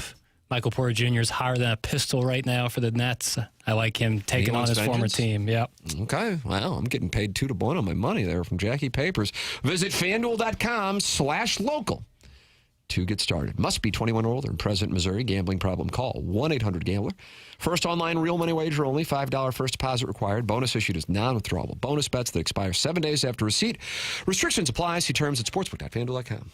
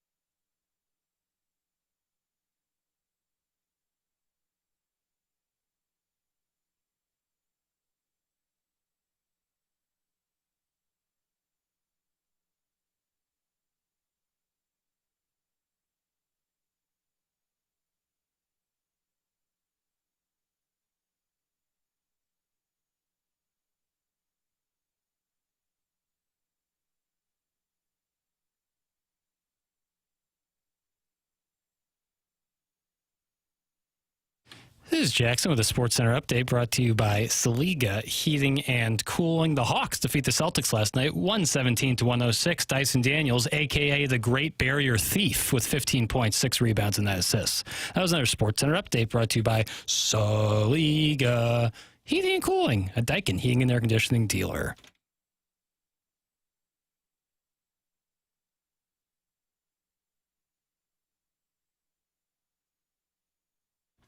Is this Men Without Hats? Men at Work. Men at Work? I get confused. So many men. Was Men Without Hats the safety dance? Might be right about that. Anything 82 and before, I can't speak in This is 81. Yeah. So there's a little person dancing around with a flute. Am I right on that? Someone's got a flute. Someone's quite the flautist. It's TMA 101 ESPN. Shows presented by Brown and Crouppen, 10 o'clock hour, presented by Design Air, and that is where the Design Air Heating and Cooling winner will be announced at approximately 10:55 on the program. Plenty of friends gathered in the TMA STL YouTube channel. That's brought to you by Michelob Ultra, where you will see me and this Polos Plus crew neck, Jackson. Is that what it's called? Crew neck? Crew neck sweatshirt. And we're going to have some, we're working with Polos Plus on getting some TMA merchandise together. And then you can see Douglas Elvin Vaughn, Chairman Kurtz sliding into the dais as Martin heads to onboarding, and little Jackie Papers on the ones and twos. A lot of buzz about Jackson not wearing a hat today. Yeah, letting that coif just breathe, man. Yeah. That's the goal. That's the goal. Full. So hats are out for months at a time now for you? Well, no, you can still wear a hat. You just don't want to like constantly be wearing a hat, constantly be trapping your hair in that. I like that, trapping your hair. Bees in the trap. You like that bees in the trap TikTok trend? Well, when I wear a hat, I pull my hair back really hard. Yeah. That's what I was doing in 94, and in 95 I start falling out in clumps. Yeah, it's some sort of tension you put on your hairline, and that does contribute to... Does it really? Yeah. There's a... So otherwise, I would look like Quinn Snyder's opening press conference in 1999. Well, I think it's a small factor. I don't know if it's... It depends on the person, I guess. But they did an overhead shot of Norwegian soccer player Doug Erling Haaland. Is that right? He plays for Manchester. Best in the game? He's one of the best strikers in the game. He plays for Manchester City, and he always wears a headband on his long blonde hair. And they took a picture of him like 3 or 4 years ago, and his hairline's pretty normal. Mm-hmm. And now, after years of headband wear, it's a little bit back. That could just be from male pattern baldness. But how old a gentleman is he? 24 or 5. Oh, that'd be pretty early to lose it. Taking a shot? Yeah, you taking a shot? Well, you're what, 27? Yeah. Yeah, but I mean, 1995, I wasn't 27. When did you start losing it? 95. But in 94, I wore a hat with long hair. You've seen the Sigma Chi composite down there at the Zai chapter? I haven't. It's right next to the Brad Pitt one in 86. And it was pulling my hair down like what Papers is talking about. Next thing I know, 95 rolls around, and it starts falling out. Yeah. Then I'm taking girls with me to CVS as I get my Rogaine. Not an aphrodisiac, it turns out. Yeah, nowadays Thank you. They ship it discreetly, which is nice. Oh, is that right? Yeah, and they put it in nice packaging. Makes you feel better about your flaws? Yeah, it's still humbling every time I reach in that medicine cabinet. Go for it's a chewable now, so it's like chewable Rogaine? It's like chewable Flintstone finasteride. vitamins. Yeah, it's like Flintstone. All right, tastes good. Tastes delicious, honestly. What do you want for dessert tonight? How about Rogaine? Yeah, you shouldn't be snacking on hair loss medicine. I wouldn't think so. It Some still people need requires a prescription, doesn't it? Yeah. Keep that away from Martin down in Florida. Oh, I'll have my fruit salad. So as long as he Jackson has a fruit salad of pills that Martin takes. Yeah, he haphazardly goes into my room, slamming bottles down. Whatever in the bottle, he'll take it. Sharon and Clayton. Boy, there's an alliance now with Sharon and Clayton and Jackson, which means you're in an alliance with Harrison's brother Master. Well, yeah, the friend of my friend is something. My enemy. Yeah, you nailed it, Tim. Piddles is spot on. Women suffer the same problem if they wear their hair up in a top knot or high pony all the time. Ariana Grande is going to have the world's largest forehead if she doesn't change it up. That's from Sharon and Clayton, but she's in Sanibel. Down at the Sanibel Bean? I don't know. Robin Smith used to wear her hair up in a tight bun. Remember that? Yeah, Jennings Jr. top knot that she had there for years. Yeah. I wonder if that's affected her hair. It didn't seem to. Yeah, you want to limit the amount of tension you're putting on your hairline. So that's what I'm doing. Because anytime I wear a hat, I pull it all the way back. So we're trying things. I told you, full assault. I'm going full bore on this scalp. All right. I would gladly pay $1,100 per ticket for my family to attend the SLU game if that meant I'd be in the same building as Tim. I still would have nerves and probably wouldn't be able to introduce myself. That's from Jackson Stinkbug in the Michelob Ultra YouTube chat. Local broadcast hero Tim McKernan. Gosh, Doug, that's the market. $1,100 to sit in that section. That's crazy. That's insane. $1,100. Wow. I mean, holy crap. It's going to be a pony tomorrow night. It is going to be a pony. Yeah, Are you going to be able to handle, what are you going to drink? Boat drinks? Probably light beer, if I had to guess. Probably lots of light beer. Maybe a boat drink towards the end of the night. Like a victory boat drink. You know what I call it? Brown Liquor Friday. Is that what it's going to be? Oh, man. Well, I got the auction gala, Doug. Is it a gala or gala? I say gala. On Saturday. And then I got the 4-year-old birthday party on Sunday. I'm not even going to know my name. Could be a brown liquor weekend. Telling you. Just White Castle and crinkle cuts all over my house. And brown liquor. Brown liquor, you mean whiskey? Whiskey, scotch, bourbon. Corn mash. No vodka? Corn mash. Doug, you ever? No. Corn liquor. Maybe some White Russians. Have you ever had the White Russian? It just looks dreadful. I don't think I enjoy it. I really want to dare you with my booze.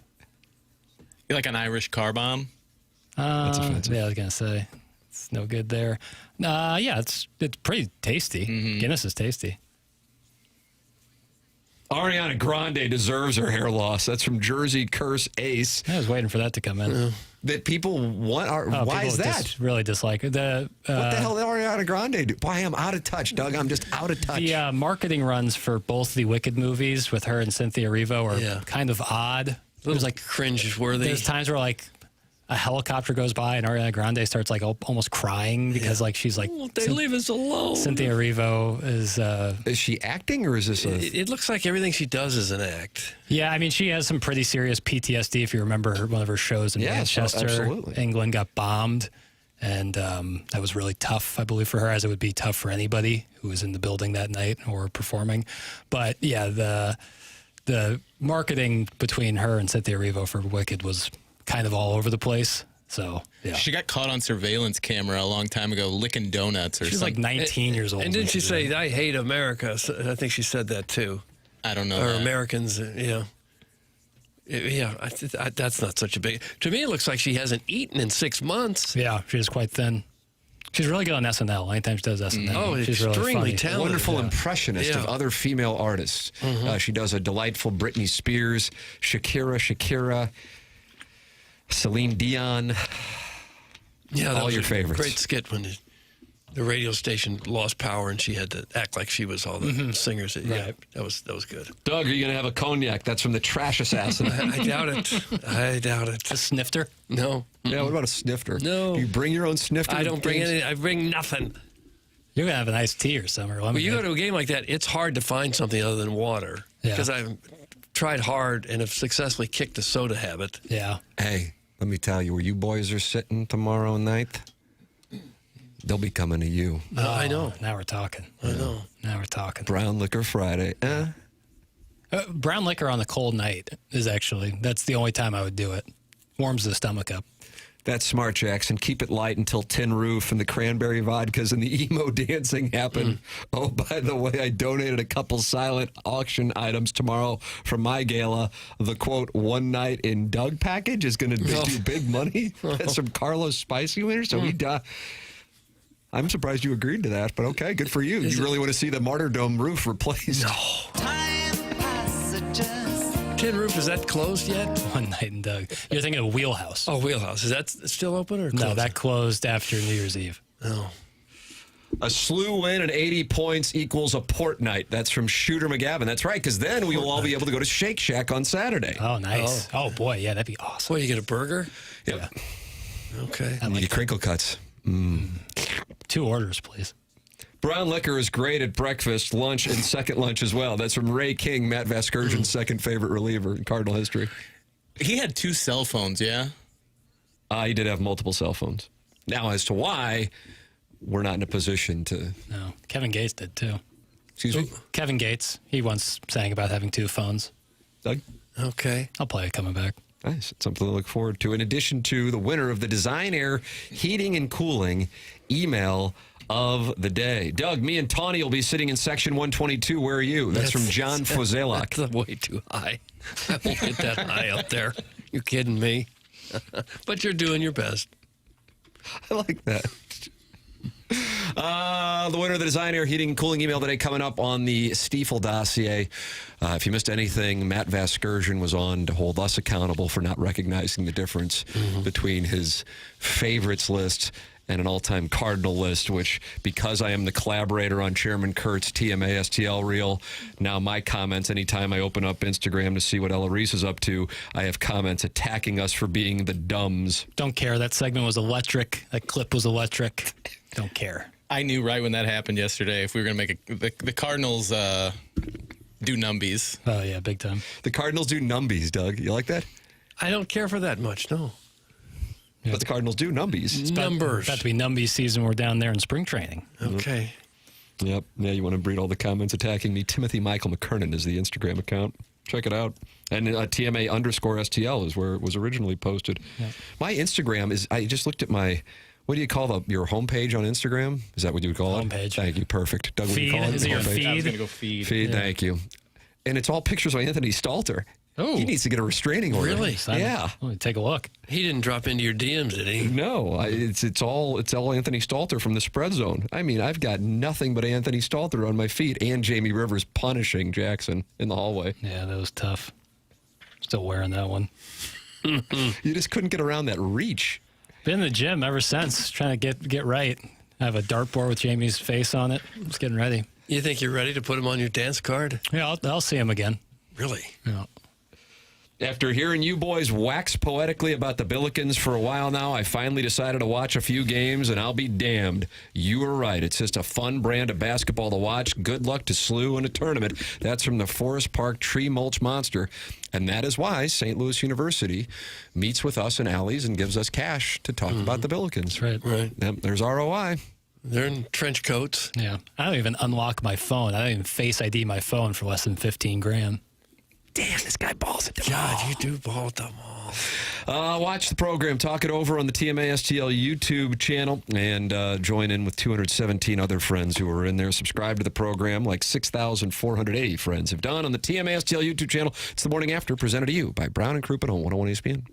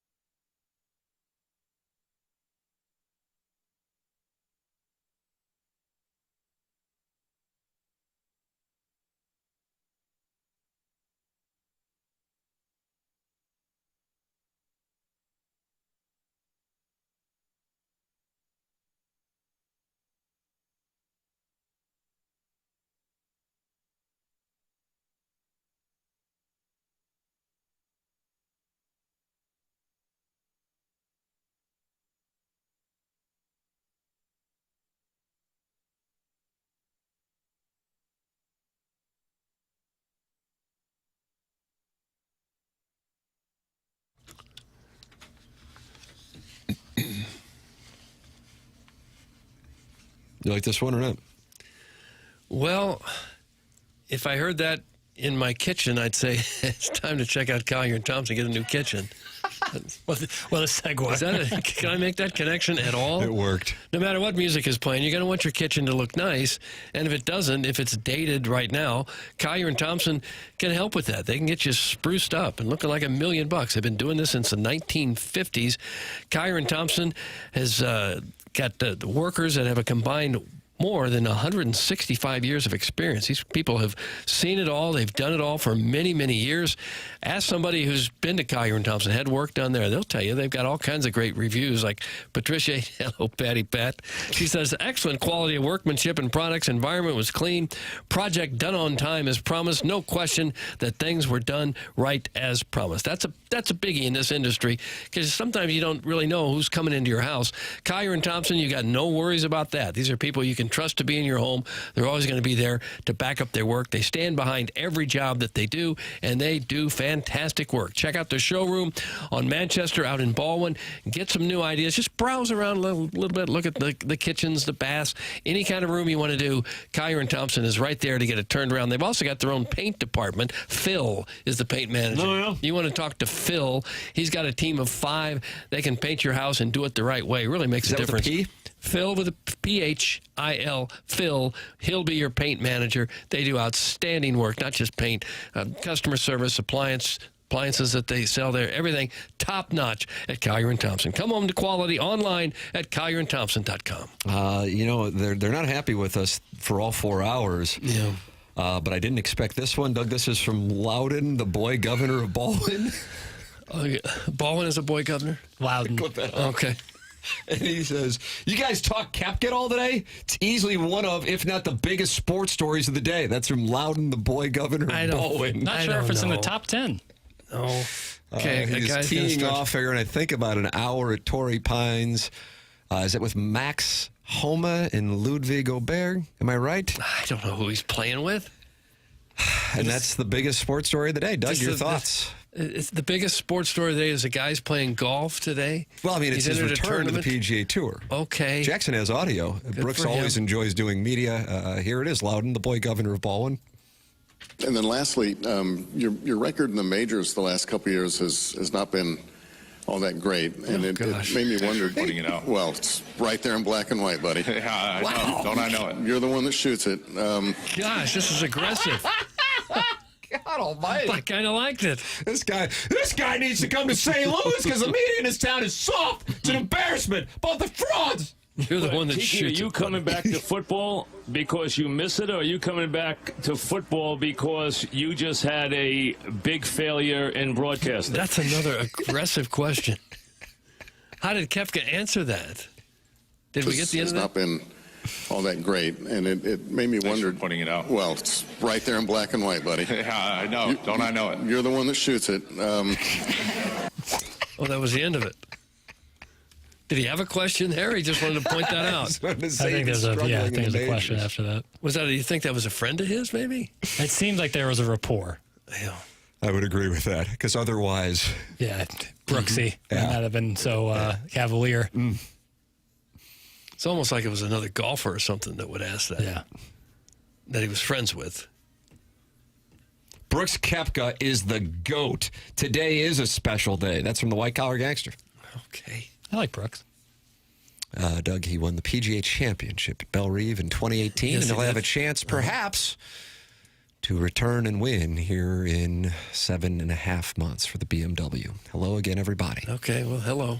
You're going to watch Scotty Scheffler and that back foot slip around at Belle Reve in August? Maybe. No, yeah, if I can get out there. I'm going to be out there. Yeah, fun. For sure. See what the word is. It'll be great. You don't like his back foot slipping around? I am in awe of how he goes up so high and finishes so high, all while sliding with the back foot. I have no idea how the hell he does it. Well, he's not having a whole lot of success, so Exactly. you got to talk Figure to one of it us out. to see how to do it. Thank you for saying it. Maybe we'll sit down while he's in town and I'll show him how to do it the right way. Some of the greats in baseball, especially, have done things differently. Weird batting stances, Stan Musial and Pete Rose and Ty Cobb. Done what things, what are you doing it that way for? And yet they're great. Who's your favorite batting stance of all time? Willie McGee.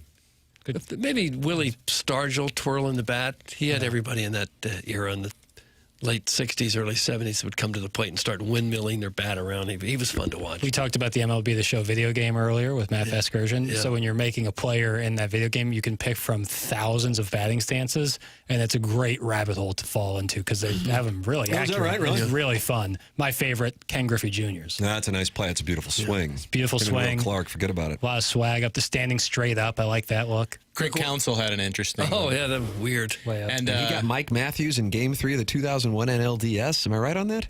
Is that right? You say he got him? Yeah, he got him good. I mean, the Cardinals and Diamondbacks were out there battling. Yeah. And it was Game 3 on a Friday night. Mike Matthews, Craig Counsell, got him. Got him good like. Okay. When I was growing up, Kim closing that out? Byung-Hyun Kim? I don't remember. McGuire and Pujols were the ones that people in my generation replicated. Who were you replicating, Doug? Did you have a stance that you were? Not really. Oh, yeah. Not really. Kids my age are doing the pool hole stance. Yeah. And you got to kind of have the right body for it. You got to be pretty strong in the legs. So kids would be standing out there with their legs so far wide, bat out, like just no chance of hitting a baseball like that. Edmonds' legs were really. I mean, he took up almost the entire batter's box. His stance was so wide. The Sheffield Waggle. Yeah, Sheffield. I love the Sheffield Waggle. The Babe Ruth one, when you were playing that video game, you see his legs are so tight together. It does not look athletic at all. Like, oh, that's a guy who hits 714 home runs.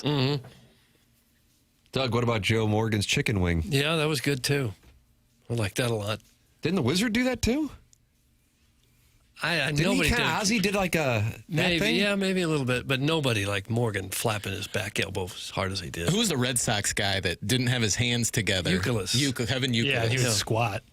Carl Yastrzemski used to bat with his bat straight up in the air. And Mickey Tettleton would hold the bat like parallel to the ground. But then right before they're ready to swing, they all look about the same. It's not where you start, it's where you end up. They all got it the same spot right when they ready to swing. Guys, I replicated Ron Gant's batting stance and it ruined me. That's from Eric in the Central West End. Okay. You can talk about your downfall by texting it in at 314-399-9646. Doug, who is hotter, Craig Counsell or Skip Schumacher?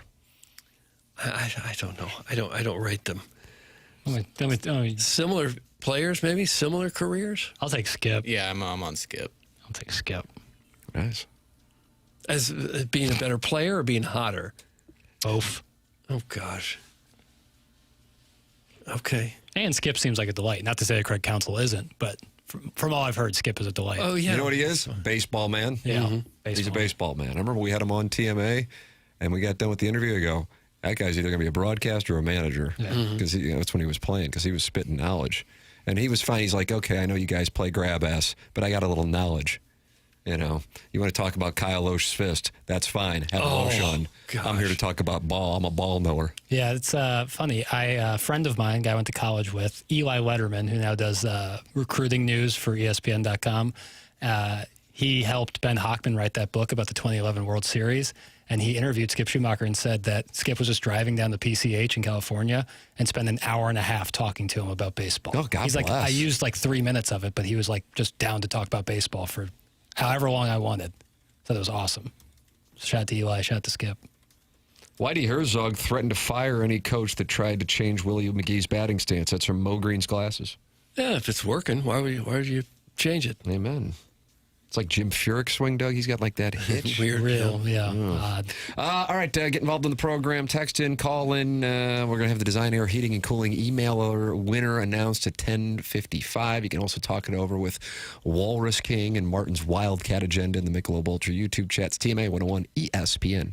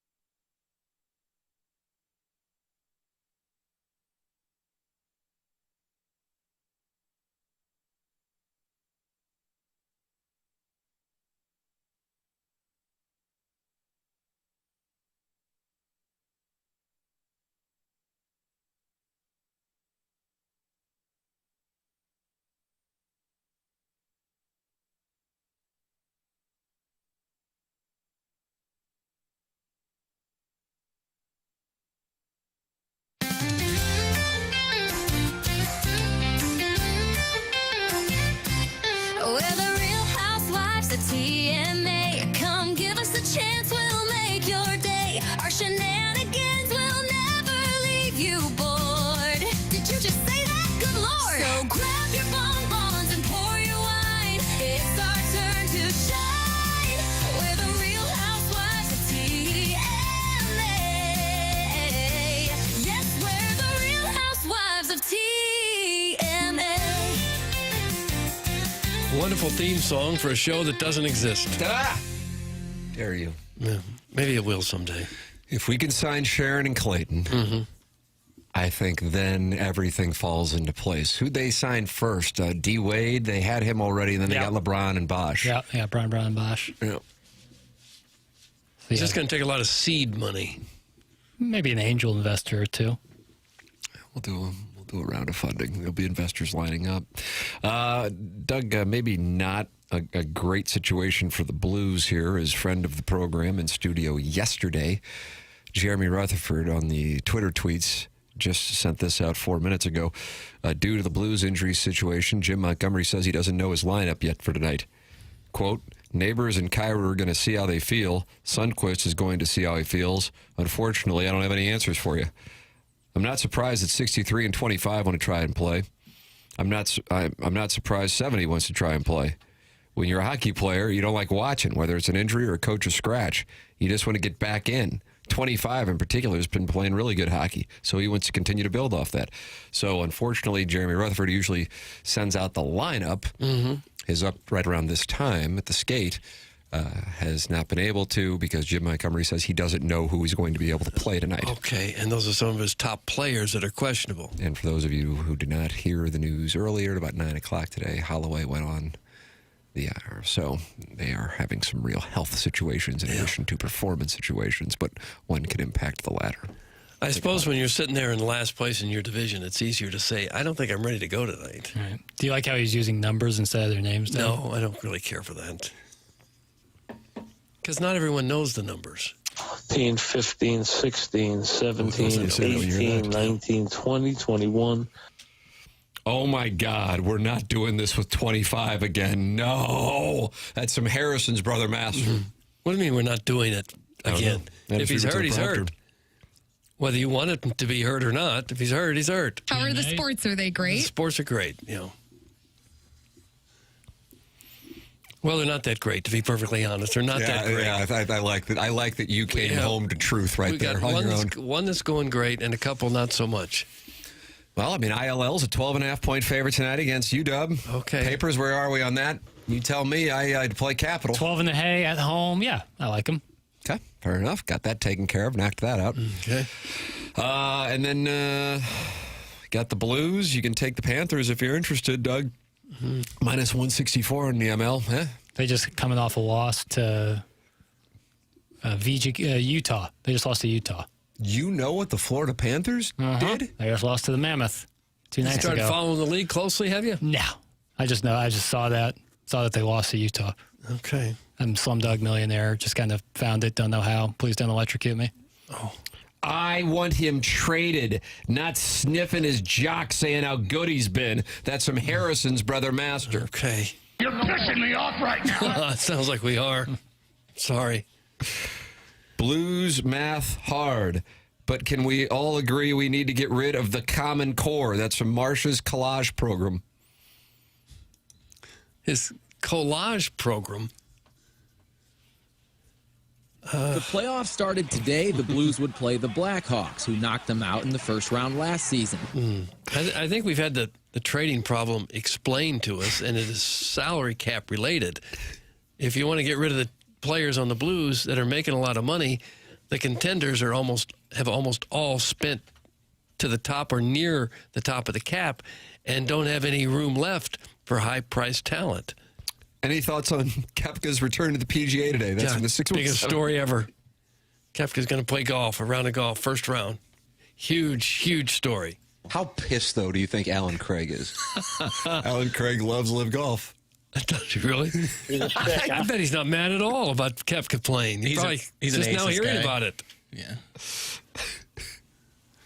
You know, I think this, based on this person's text history, I think this was a sincere text, and he just got slapped around and is probably sitting there going, what the hell did I do? Ruin me. Doug, how many hockey trades does Army need to make? That's from the Fluffernutters fan page. They would all of them would be hockey trades. And you say, how many does he need to make? Oh, I'd say 7 or 8. Can I give you my starting lineup? No, we're not looking for starting lineups. Guys, I just wanted to say hi and that you guys are having a stellar show today. That's from the straight Doug. So it's different than the... Well, that's the only Doug there is around here. Hello, St. Louis. Hello, Larry. Pal, want to watch the Illini tonight with me and Charlie, or do you have plans? That's from the recovering alcoholic. You want to go and watch the game? Probably not. Wow. How about that? Dismissed it just like that. A loyal listener and a sponsor, no less, makes an invite. Come over to his house, watching a basketball game with his son, and you just go, probably not. Well, he's letting his hair breathe. Yeah, just probably not tonight. Another time. I love watching ball. You got plans tonight? I love watching ball with that recovering alcoholic. Yeah, I got plans tonight. Good for you. Because he knew that I was looking for the tell, and as opposed to trying to give me that baseline behavior versus the bluff, he just said, you know what, I fold. That's what he did. Yeah, well, good players fold. What are you doing tonight? Gonna go to a bar. Oh, a cocktail lounge. Yeah, well, that's fine. TMF, guaranteed, huh? My business. It's my business. Wow, something's going on here. Huh. Well, how'd he frickin' die with this guy, huh? Banging them 2 at a time in Little Rock. How about you, Chairman? You got plans tonight, too? I'm just hoping to be awake by like 8 o'clock. That's right. You get up so early. I'm in a weird spot with my sleep patterns lately, and with it getting dark so early, I'm ready to shut it down early. And you're getting up at like 2 in the morning? 3:09, first alarm goes off. Why? To work out before everybody else gets to the gym. Mm-hmm. It's a tough time of year. The resolution crowd is there. Most of those go in the afternoon, but I've noticed that crowd thin out. Already? As we've gotten deeper into the month, yeah. Well, it seems like you could get on a more friendlier schedule and take care of a lot of these issues. I've tried the afternoon and evening workout thing. I'm not as aggressive then. Really? Okay. Doug, I don't know if you've covered it, but how excited do you think all the patrons will be to see Brooksy play today? That's from Big Walt's Missing Teeth. Gosh, this is really the number one story. I'm sure they'll be happy to see him. Wow, look how far he hit it. Okay, great. He's back. He's back. Biggest story ever. Stop it! Stop it now. I hope BK and Ferrari will do a hole-by-hole update because he will be on the tee at Torrey Pines. Is he playing the South course or the North? I don't know. I think the North course is the more difficult one. Am I right, or is the North course you got to score on because the South is so probably tough? Yeah. All right, we'll have the winner of the Design Air Heating and Cooling email of the day, and we'll get an update on how Brooks looks on the range momentarily. This is TMA 101 ESPN.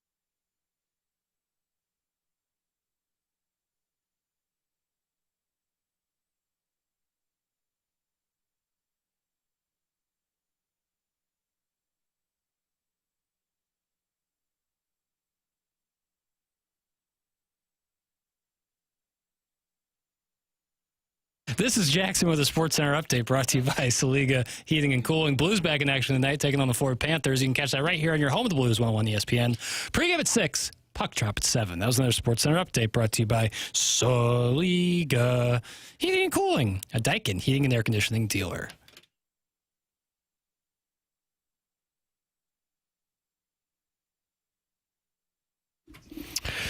Well, if you're tired of always waking up feeling exhausted, if your dad bod is starting to weigh on you, you're finding it hard to get excited about basically anything, if your energy, focus, and drive aren't what they used to be, it might not be that you're just getting older. Good chance your hormones and metabolism are out of balance. So this new year, let's get back to the old you. That's where Mentality comes in. They're not a macho, low-T bro clinic. They're human-centered, and their mission is to figure out what's really going on in your body and your brain. Mentality starts by listening, and they're going to run real labs and explain your results in plain English and then build a personalized, science-backed plan using hormone therapy and FDA-approved peptide treatments to help get your brain and body back on track. So stop telling yourself and everyone around you that you're fine. Right now, all new patient labs will be covered in your treatment plan, and that's a savings of $250 right out of the gate. Reclaim the old you, the younger you, with Mentality. Schedule your appointment now at lowtusa.com. That's lowtusa.com, LOWTUSA.com. All right, here we go, Doug. Design Air Heating and Cooling. Email of the day, the email of the month competition, the greatest promotion in this show's history. Seth Goldcamp of Design Air Heating and Cooling says, I'm going to give away a $10,000 HVAC system to the winner of the emailer of the month. And you can read all the rules at 101ESPN.com or TMASTL.com right now, with 2 emailer of the day winners to be announced today and tomorrow. Buck Swope and Alan Dadeville are tied with 3 wins. A number of listeners have 1 win apiece, so they're still alive. Jackson Burkett, who has plans tonight but won't tell us what they are, has the winner. Another first-time winner. Who is it? First name Isla, last name Faynell. Gets the win. Wow. Another lady has won. And so that means if Buck Swope or Alan Dadeville win tomorrow, they win the $10,000 HVAC system. If the incel from the other end of the couch wins tomorrow, we go to Monday with a 3-way playoff. Oh, would have three wins? Wow. Yep. Okay. Yep. That's it. That's all who's left to win. And if anyone else wins tomorrow, Buck Swope and Alan Dadeville will have a showdown on Monday. Unbelievable what we have got going on. Really? Gosh, you just want 24 hours from now to get here. Yeah, right. Like we could fast forward. Like in the movie Click. Adam Sandler? Yeah, these guys probably do. They're probably pretty excited. The morning after at InsideSTL.com. Only one of 3 people can now win it. The incel from the other end of the couch, Alan Dadeville, or Buck Swope. The morning after at InsideSTL.com. Congratulations to another lady emailing in. Her name is Isla. Was that it? Mm-hmm. Yeah, Isla. Congratulations to Last her. name Vanell. Her middle name was Faye, and her last name was Nell. Yeah, congratulations. BK and Ferrario are coming up next. For Jackson Burkett, for Chairman Kurt, for Martin Kilcoyne, for my brother Kevin, for Douglas Elvin Vaughn. I'm Tim McKernan. This has been The Morning After, presented to you by Brown and Crouppen on 101 ESPN and the TMA STL YouTube channel from the Stiefel Studios.